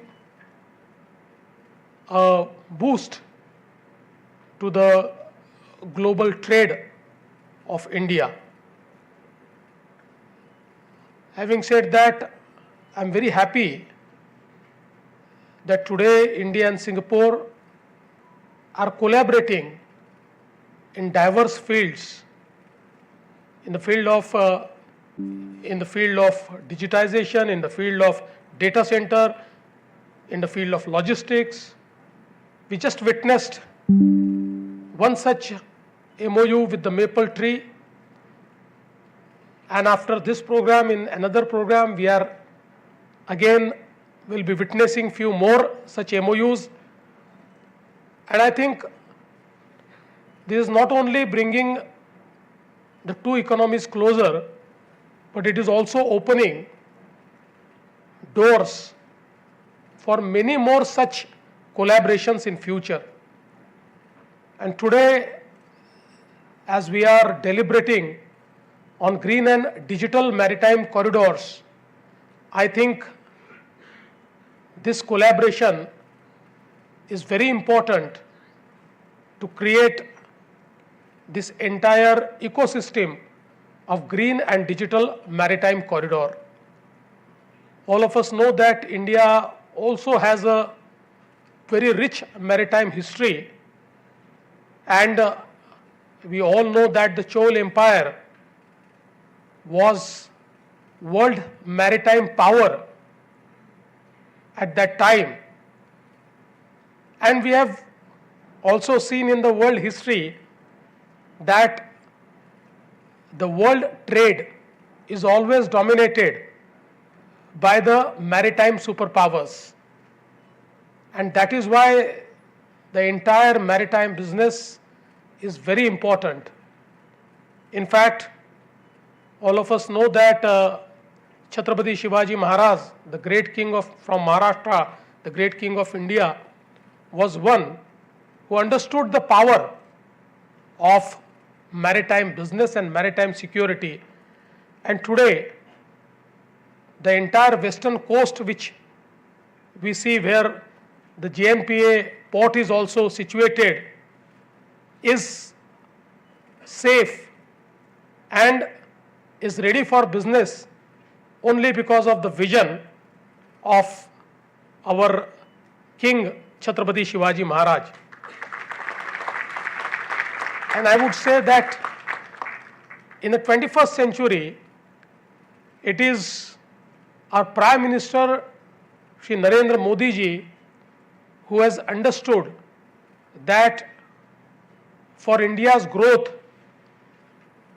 the maritime infrastructure will be very important, and he spearheaded this entire maritime revolution in India by creating the Amrutkal Maritime Vision 2047.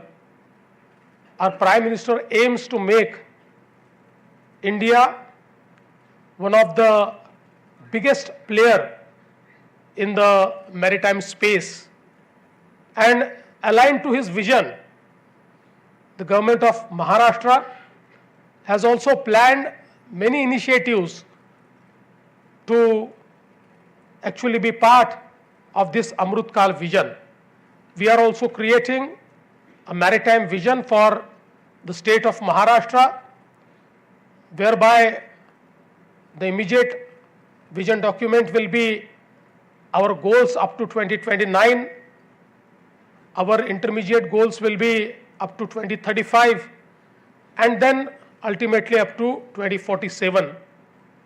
And I'm sure that in days to come, Maharashtra will play pivotal role in this entire reshaping of the maritime infrastructure and maritime ecosystem in India. I'm very happy that now we are also building the Vadhavan port, which will be not just India's biggest port, but which will be one amongst the 10 big ports of the world from the day one. I'm very happy that the chairman JNPA port has promised us that the building of this port will be achieved in time. I think this port is actually, it will take Maharashtra and India to another league, and it will make us a maritime superpower. But as we rightly say that in today's world, what matters most is sustainability and efficiency. And I think in the maritime sector also, now that we are focusing more on sustainability, like creating green corridors, like creating new efficient fuels, and India is also leading the way. Along with Singapore, we have already charted MOU, and both the countries will collaborate with each other for creating new green corridors, for exchanging the new technologies, for exporting the green fuel technologies, and I'm sure that it will be beneficial for both the countries. And today, India has grown its digital infrastructure many-fold. And I think the initiatives like e-Samudra, where lot of digitization has gone into the maritime services, it is also creating efficiencies in the entire maritime trade. I think all the initiatives which are taken up by the Government of India in the maritime sector, especially to use all the digital technologies, will bring a lot of efficiencies and will also create India's new supply chains for the world. And I'm sure in this entire journey, we have the Government of Singapore as our most trusted friend, and that's why I would like to thank the Honorable Deputy Prime Minister and the Honorable Minister for being our partners. And I feel that this partnership will not just be restricted at the JNPA, but it will also be taken forward to the Waterways port, where we'll again create a very efficient terminal and will witness one more MOU in this sector. I would like to thank our Ministry of Shipping, the JNPA port, and all the authorities for organizing this dialogue. And once again, from Government of Maharashtra, and also from my friend and the Union Minister, Shri Sarbanand Sonowal ji, who could not come here, I would once again like to welcome you.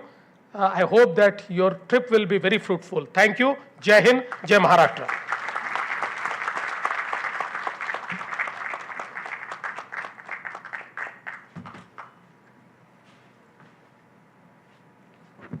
On behalf of everyone present, we express our deepest gratitude to the Honorable Chief Minister of Maharashtra for his insightful and motivating address, which reinforces our collective commitment to building a stronger and more sustainable maritime future. Thank you once again, sir.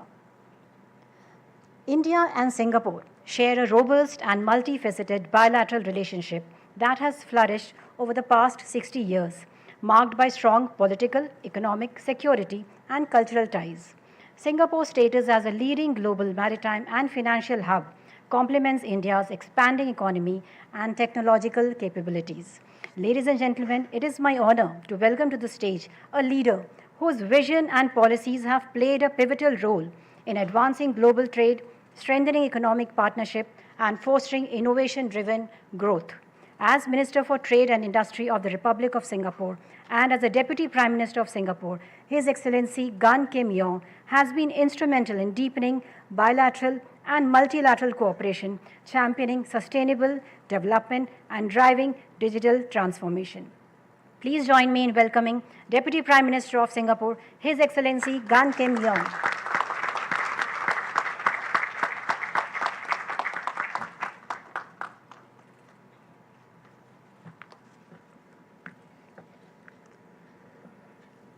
Excellencies, Sri Devendra Fadnavis, Chief Minister of Maharashtra, Mr. Gobu Salaya, Director of PSA, Managing Director of PSA India, distinguished guests, ladies and gentlemen, good afternoon to all of you. First, let me thank you for inviting me to the India Maritime Week. This is a very important event, and today's topic is also very relevant on the green and digital maritime corridors. As all of us know, we are facing a fundamental existential challenge of climate change. And this climate change is a global challenge, and it requires collective effort from everyone to contribute towards a more sustainable future. At the same time, digitalization is also another mega trend that's changing the world. With the advent of digitalization, and now with AI and even Gen AI, I think this will become a key tool to allow companies and enterprises to transform and transit towards a more sustainable future, but also allow them to be more efficient, more productive, more competitive. So I think green and digital maritime corridors are very important, and all of us must do our part to transit towards a more sustainable future. And in this regard, Singapore and India are working on a MOU on developing a green and digital shipping corridor. I think this is our contribution towards a more sustainable maritime sector. And PSA is in a leadership position in charting the path forward for a more sustainable shipping industry. It is my pleasure this morning to visit PSA's newly completed Bharat Mumbai Container Terminal Phase 2. This investment is a very significant investment, but it is also a testament to the strong and enduring partnership between PSA Group and India, and between India and Singapore.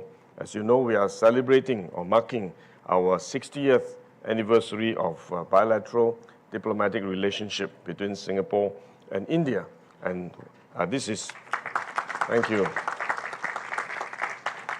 And this investment, as well as many other investments that we have made in India, reflects these strong ties between India and Singapore. And we hope we will continue to grow this partnership.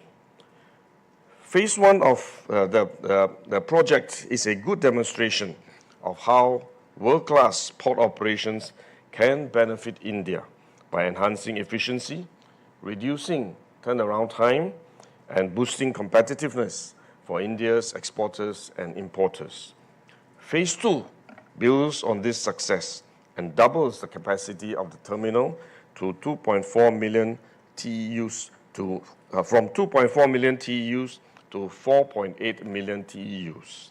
This will make BMCT the largest standalone container terminal in India. This terminal also represents a new milestone in PSA's journey in India. Over almost 3 decades, PSA has invested a total of $2.3 billion in India, of which more than half is in BMCT. The success of BMCT demonstrates how Singapore companies can contribute to India's growth and development. Especially at a time of significant volatility in the global trading environment, ports like BMCT play a critical role in keeping trade flowing and economies growing. This expansion will not only boost regional trade, but also create significant employment opportunities for the local population. As Singapore and India celebrates our 60 years of bilateral relations, there is room for us to do more in strengthening and deepening our collaboration, particularly in the maritime sector. Indeed, maritime connectivity is a key focus under the connectivity pillar of the India-Singapore Ministerial Roundtable. Besides port operations, Singapore companies have been active across India's maritime landscape in areas such as shipbuilding, renewable energy, and green shipping solutions. Through the ISMR, we seek to find new avenues to deepen our partnership further. For example, as I mentioned, both Singapore and India are working on the MOU to develop a green and digital shipping corridor. This will in turn accelerate the shift of our maritime sector towards greener solutions and smarter routing. Beyond our maritime and connectivity sectors, Singapore and India share deep and broad economic ties across many areas. Our comprehensive economic cooperation agreement signed almost 2 decades ago, laid a foundation for growing trade and investment flows between our two countries. Today, Singapore is one of India's largest source of foreign direct investment. In particular, there are many Singapore companies in Maharashtra across different sectors such as infrastructure and urban solutions, logistics and connectivity, banking and finance, as well as consumer services. I'm very happy to note that the MOU that have just been signed and exchanged between Mapletree Investments and the government of Maharashtra in industrial and logistics and warehousing development. These will further strengthen the network of win-win partnerships between Singapore and Maharashtra. And once again, I would like to congratulate PSA, our Indian partners, and the tireless port workers who have enabled BMCT to become the success it is today. I'm confident that Phase 2 will enable BMCT to further enhance India's maritime connectivity and contribute to the growth and prosperity of India's businesses and workers in the decades to come. Thank you.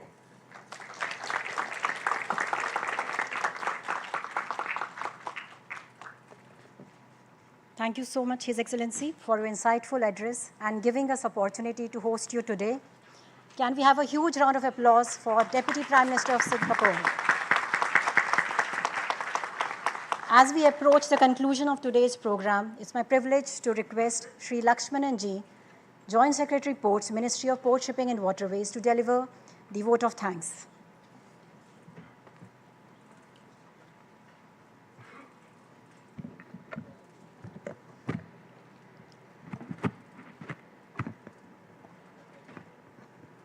Excellencies, distinguished dignitaries, esteemed delegates, ladies and gentlemen. It's my privilege to extend our heartfelt gratitude at the close of today's Leaders' Dialogue on Green and Digital Maritime Corridors. First and foremost, I would like to extend heartfelt thanks to the Honorable Deputy Prime Minister of Singapore, Mr. Gan Kim Yong. Thank you, sir, for being with us today. I would like to extend heartfelt thanks to Honorable Chief Minister of Maharashtra, Shri Devendra Fadnavis ji. Thank you, sir. Would like to extend a warm, heartfelt thanks to the Honorable Transport Minister of Singapore, Mr. Jeffrey Seow. Thank you, sir. This dialogue has been a testament to the strength and depth of India-Singapore partnership, a relationship built on mutual respect, shared aspirations, and a vision for a more sustainable, digitally empowered maritime future. Over the decades, India and Singapore have not only been close economic partners, but also steadfast collaborators in the maritime domain. Today's deliberations have reaffirmed our shared commitment to creating corridors that are not just channels for trade, but pathways for innovation, green growth, and resilience in the face of global challenges. I would like to extend our sincere thanks to the distinguished leaders, senior officials, and experts from both the nations who have enriched this platform with their valuable perspectives. Your presence here has underscored the importance of collaboration in shaping the next chapter of maritime connectivity between India and Singapore. A special word of appreciation to our gracious hosts, our organizing teams, and all those who worked behind the scenes to make this dialogue a success. I would also like to thank the media friends who have come in large numbers to cover the event today. As we now prepare to bid farewell to our esteemed dignitaries, let us carry forward the spirit of today's discussion into concrete action, strengthening our bilateral ties and building maritime corridors that stand as beacons of sustainability and digital innovation for the region and the world. Thank you, everyone. Thanks.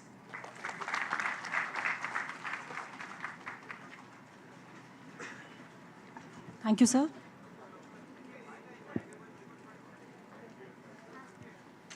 Can we have one group picture here in the front? I request all the dignitaries to please come forward for a group picture.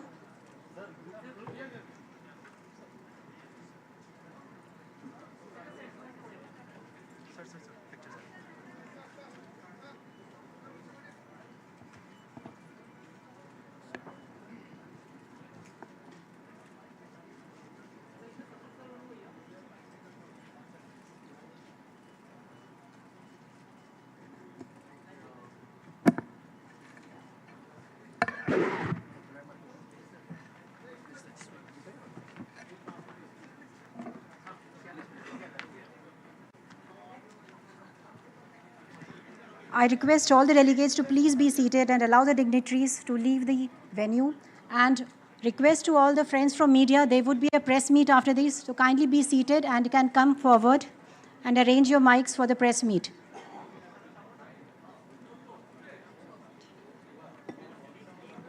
वहीं पे रहो, go there.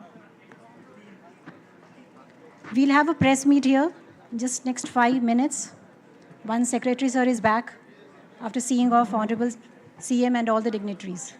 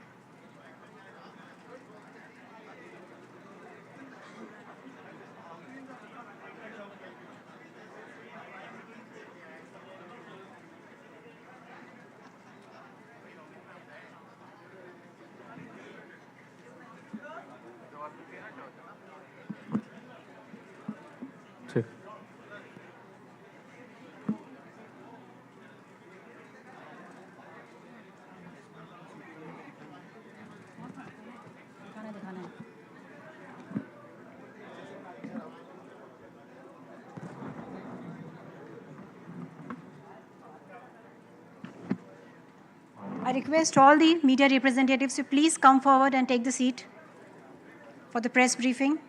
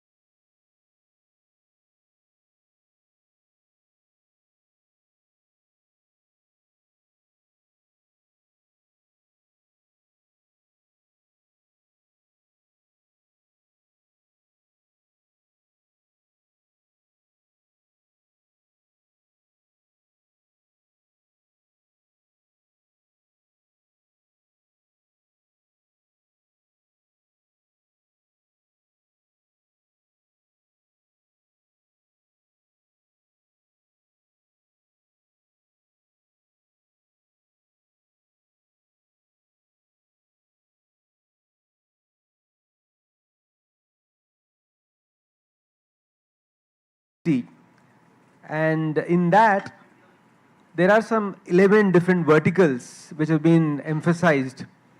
And some of these verticals include port modernization and mega ports, then green shipping and green ports, digitalization, and so on. And during the last Global Maritime India Summit, almost 10 lakh worth crores of MOUs were signed, a lot of investments were made, and several countries, more than 50 countries participated. So this gave a fillip to this ministry over the last couple of years to work really hard at translating the vision into reality. And I'm glad to tell you that several things have happened in the last 2 years, and some of which I will highlight, some of which you might already know. And like you know, for instance, as far as ports are concerned, we have the Vadavan port, which was, for which the foundation stone was laid by the Honorable Prime Minister last year. And काम बहुत जल्दी चल रहा है, and hopefully in another few years, I think 28 is the date being looked at. So that port will add 300 million tons of annual capacity. It will be 10th large, among the 10th large ports in the world, and will double our container handling capacity from 22 million TEUs to about 45 million or so. So this is just one example. Similarly, I have the happy news that while we were in this session this afternoon, the Lok Sabha has passed the Indian Ports Bill. So that was the final of the 5 bills that we were spearheading during this session of the Parliament. So the Merchant Shipping Bill, the Indian Ports Bill, the Coastal Shipping Bill, the Carriage of Goods by Sea Bill, and of course the Bills of Lading Bill. तो 5 bills जो है इस लोकसभा और राज्यसभा में हम लोगों ने पास किया. So among the 13 bills, this was the highest, the ministry with the highest number of bills, and is a landmark event in the history of the ministry. So of course we are thankful to all those who made this possible. But this is just one example of the kind of transformation that is taking place in the shipping sector, shipping, ports and maritime sector. And the other thing is, of course, the other pillars, apart from the port sector, where I just spoke about the legal reforms, there are institutions that have been created for the benefit of the growth of the sector.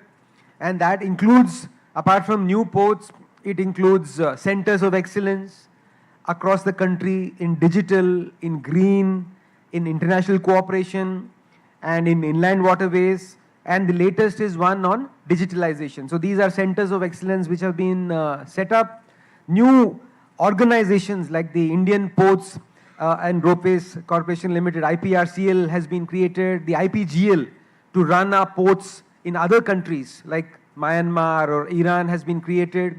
And several fora like the Maritime, the States Development Council, the Inland Waterways Development Council, etc. have been created so that it fosters more of interaction between states, both maritime states as well as waterway states. Similarly, on the as far as growth is concerned, from about 2,600 million tons, from about 1,600 million tons 10 years back, now we are at about 2,700 million tons of capacity, which makes us one of the biggest, largest shipping countries in the world, cargo, in terms of cargo capacity.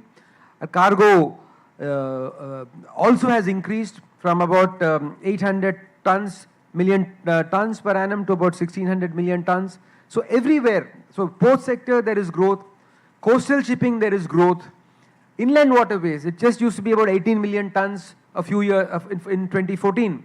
Now it is 145 million tons. So inland waterways pe bhi काफी growth हुआ है. And then finally, the shipping sector. Shipping sector में these, apart from these landmark legislations, we have had several other important announcements which took place in the last budget. जो budget January में पेश किया गया, उसमें there was the 3 schemes which were announced. The first was the Maritime Development Fund at 25,000 crores. The second was the Shipbuilding Financial Assistance Scheme 2.0. And the third was the cluster, maritime clusters and shipbuilding clusters in the country, apart from declaring shipping as an infrastructure, which will lead to greater assistance to this sector. So these again are things that have been long sought by the industry, maybe decades, and finally these have happened, and again it augurs well for the sector. So in this context, it is in this context that we are holding the GMIS after 2 years, and which better place to hold it than Mumbai? All of you are Mumbaikars, so Mumbai is the center, the capital, and which other port to speak about it than JNPA, being one of the leading ports or the leader. जहाँ यहाँ लिखा है India's best performing port, ताकि हम भूल ना पाएं कि इनका port best performing port है, सच में है. तो we are sitting here on the stage in the best performing port and talking about the GMIS in a city which is the biggest, grandest city of India. And this forum, the GMIS, is going to be a forum where people from across the world, we are expecting people, around 1 lakh attendees. There will be exhibitions, there will be huge number of stalls, there will be a lot of discussions, networking, sessions, and it is going to be an India Maritime Week. It is not a Global Maritime India Summit, will be just 2-3 days, but the India Maritime Week एक पूरा सप्ताह चलेगा, like Singapore Maritime Week, London में होता है, some other places होता है. So the idea was that over this week we have several events, including the Sagar Manthan, which is a policy dialogue, and then we have what are the other conferences? Green Maritime, Digital Maritime, काफी conferences. Corridors will happen around during this week. So our idea is to launch, and we are also thankful to the government of Maharashtra for having agreed to host this event here and for having agreed to be partner state, host state for this event. And they have given us a lot of help. I'd like to on this occasion thank them and for the excellent support and cooperation that they've given us. So these are broadly things that have happened in the shipping, ports and waterway sector, and about the GMIS. More details if you want we can add. I think broadly this is about it. Okay, thank you. So we can take few questions. Can we have the mic in the audience?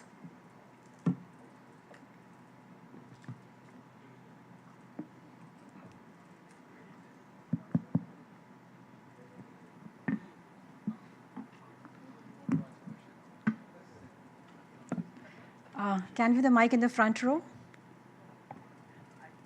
Can we have the mic in the front row here, please?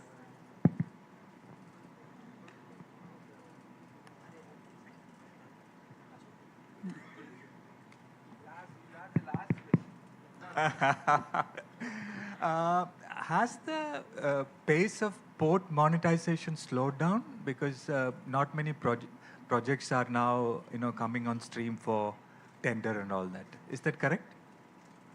No, it's not correct, because firstly, with 80,000 crores worth of monetization happening, so that's also PPP, right? All whatever. That has not yet come on stream, but no, it's happening. So the HAM is going ahead full steam, and we have I think approved almost 10 or 12 projects in the last 6 months. So across the ports, HAM is PPP is happening. Berth mechanization and currently, sir, just to add, I think we should be having, apart from Vadhavan, more than close to 20,000 crores worth of PPP projects which are currently in different stages of tendering. And with the new budget announcement, we are working with DA also. Like we have submitted a pipeline of PPP projects close to 1 lakh crores over the next 4 years. So there's a robust pipeline. The way it has been happening, I think it will gain more momentum. Actually, gaining more momentum is the word I would use. Yeah. What about that? I was asking. There is this issue about migration of existing terminal operators to the new market-based regime. Any visibility on that? Yes, it's in final stages of deliberation, and so we are expecting to see something happen within the next 1 month. Okay, any other questions from here? Yeah.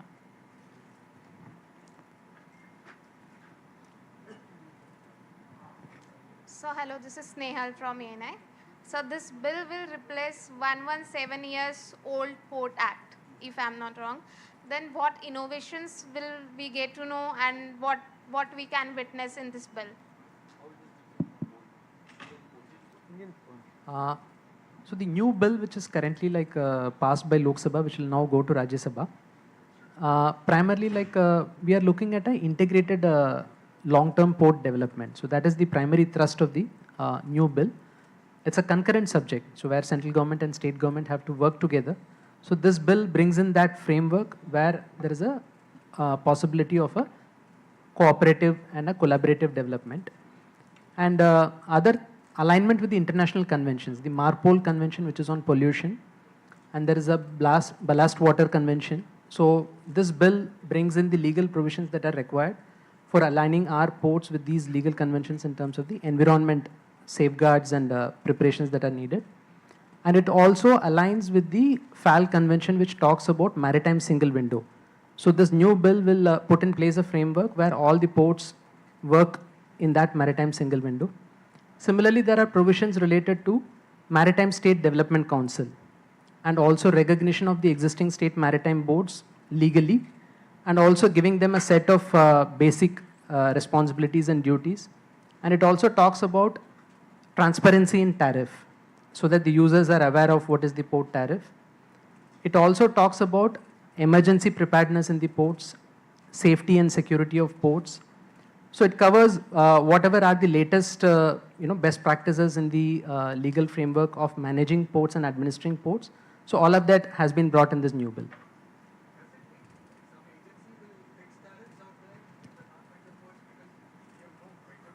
There is no tariff authority. There is no tariff authority, but it talks about the framework for tariff and the boards which are empowered to fix tariff. And it also talks about publication of the tariff so that there is transparency. Basically, transparency. Talks about transparency, the need to spell it up upfront. That is what. Yeah.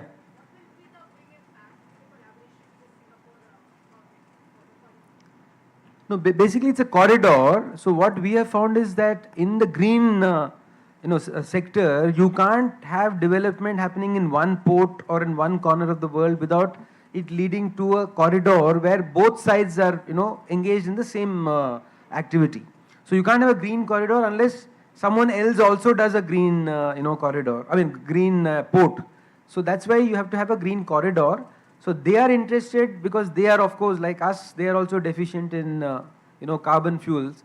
So we have therefore common interests, and they are a good consumer nation, but they don't have for instance, land to do solar. We have enough land. So, and they are very interested in converting to carbon neutrality, and we can help them do that. Therefore, this corridor makes sense, at least the green one. And the digital, because we think that operations across corridors, digital corridors, if they are put in place, then it enhances efficiencies. So like we've done already one with Dubai, the western digital corridor, similarly on the east. That is the idea.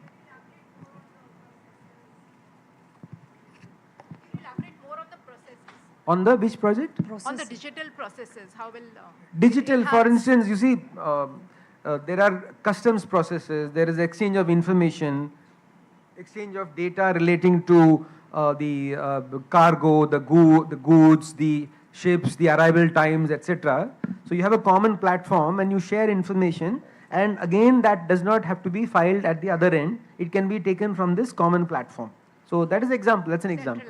Yeah. Can we have last one question? Sir has a flight to catch. Hi, sir. I just want to know when the Vadwan project port will start.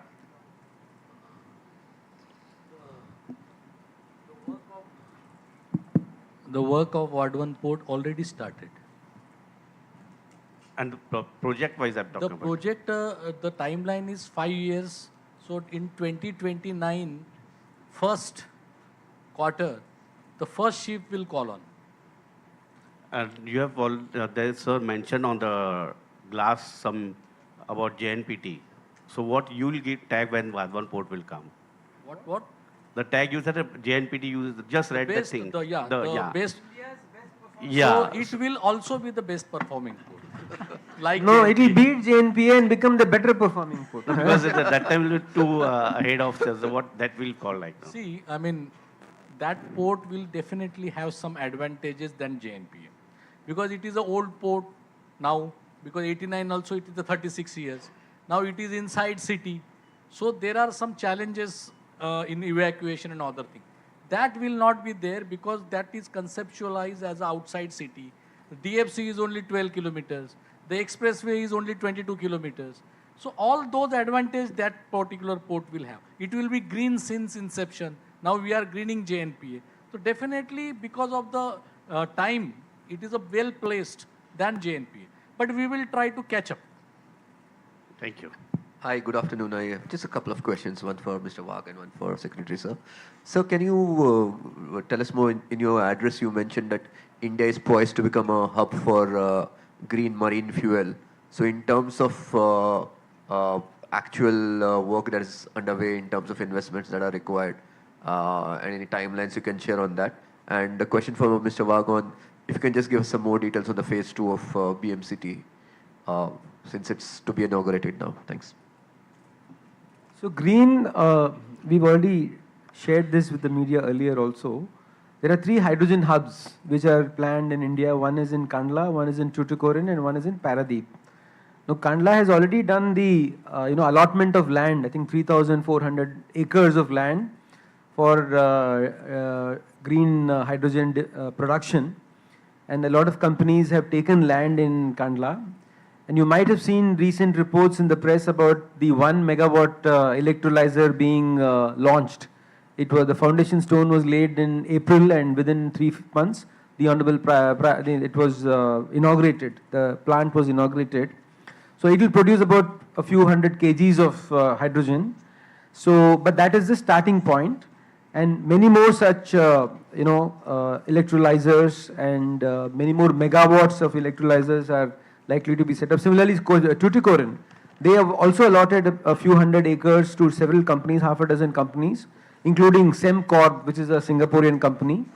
And being strategically located in the south, they can access the Singaporean market. And of course, Paradeep is also doing some work in this area. The idea, and then we are looking at a green corridor between Kandla and Tuticorin. So developing the corridor, which means we should have bunkering, we should have the necessary fuel availability, the infrastructure for the transport, storage, etc. And of course, production of the fuel, green fuel, or green methanol or ammonia. So all this will have to be there in the ports.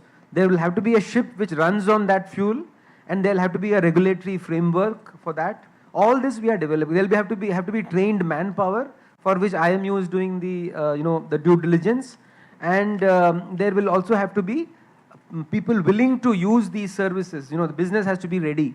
So that's why we are talking to Singapore, because they want to use ammonia as blend it with carbon fuels like LNG, and then like up to 30% you can blend it, and therefore you can reduce your carbon footprint. But they cannot produce green hydrogen, so they will use what we are producing. So these are the kind. And of course Western Europe, Rotterdam, they are also interested. So a lot of work is going on. As far as this second phase is concerned, the first phase is 1 kilometer length of terminal. Now this 1 more kilometer is added. So initially phase 1 is a 2.4 million TEUs, and this one is also 2.4 million TEUs. So total they will have 4.8 million TEUs. So this is almost complete. So next month, Honorable PM of India and Honorable PM of Singapore both will inaugurate this. So there are many countries who release the annual booklet about the tariff and everything according to the port laws. So India is also planning to release that kind of booklet for the tariff, because tariff is the really trending topic in these days in India.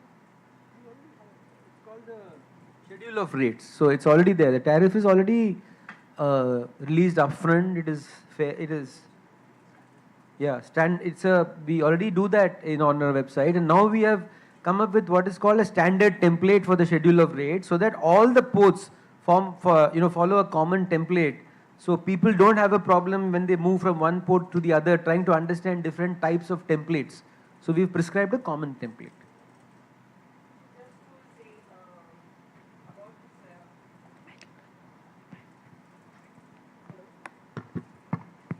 Yeah, just to congratulations to all of you all for the bill passing, 5 bills passed.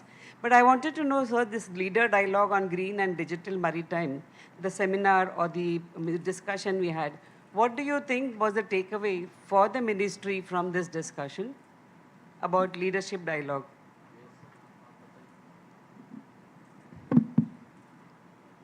So one of the key things is, international partnerships, international cooperation. So this, I think, would be one of the key takeaways, as we heard from the speakers in the morning panel discussion, where we saw examples from other parts of the world, what DP World had quoted, or the Port of Rotterdam had explained.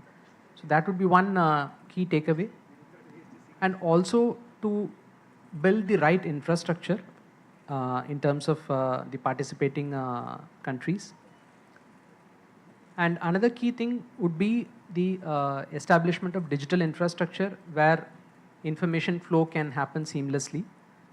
And another would be governance and the regulatory agencies collaborating and aligning. So these 4 things, I think, would be the key aspects that we would we need to work on if we have to really ground these corridors. Thank you. Thank you everyone. जहाँ तक सवाल है JNPA और ward 1 के deep का, अपने क्षेत्र में माने पूरे देश में कितने? नहीं, आपका प्रश्न समजला नाही, काय म्हणायचं काय? परत विचारा. बोला तुम्ही, मी सांगतो त्यांना.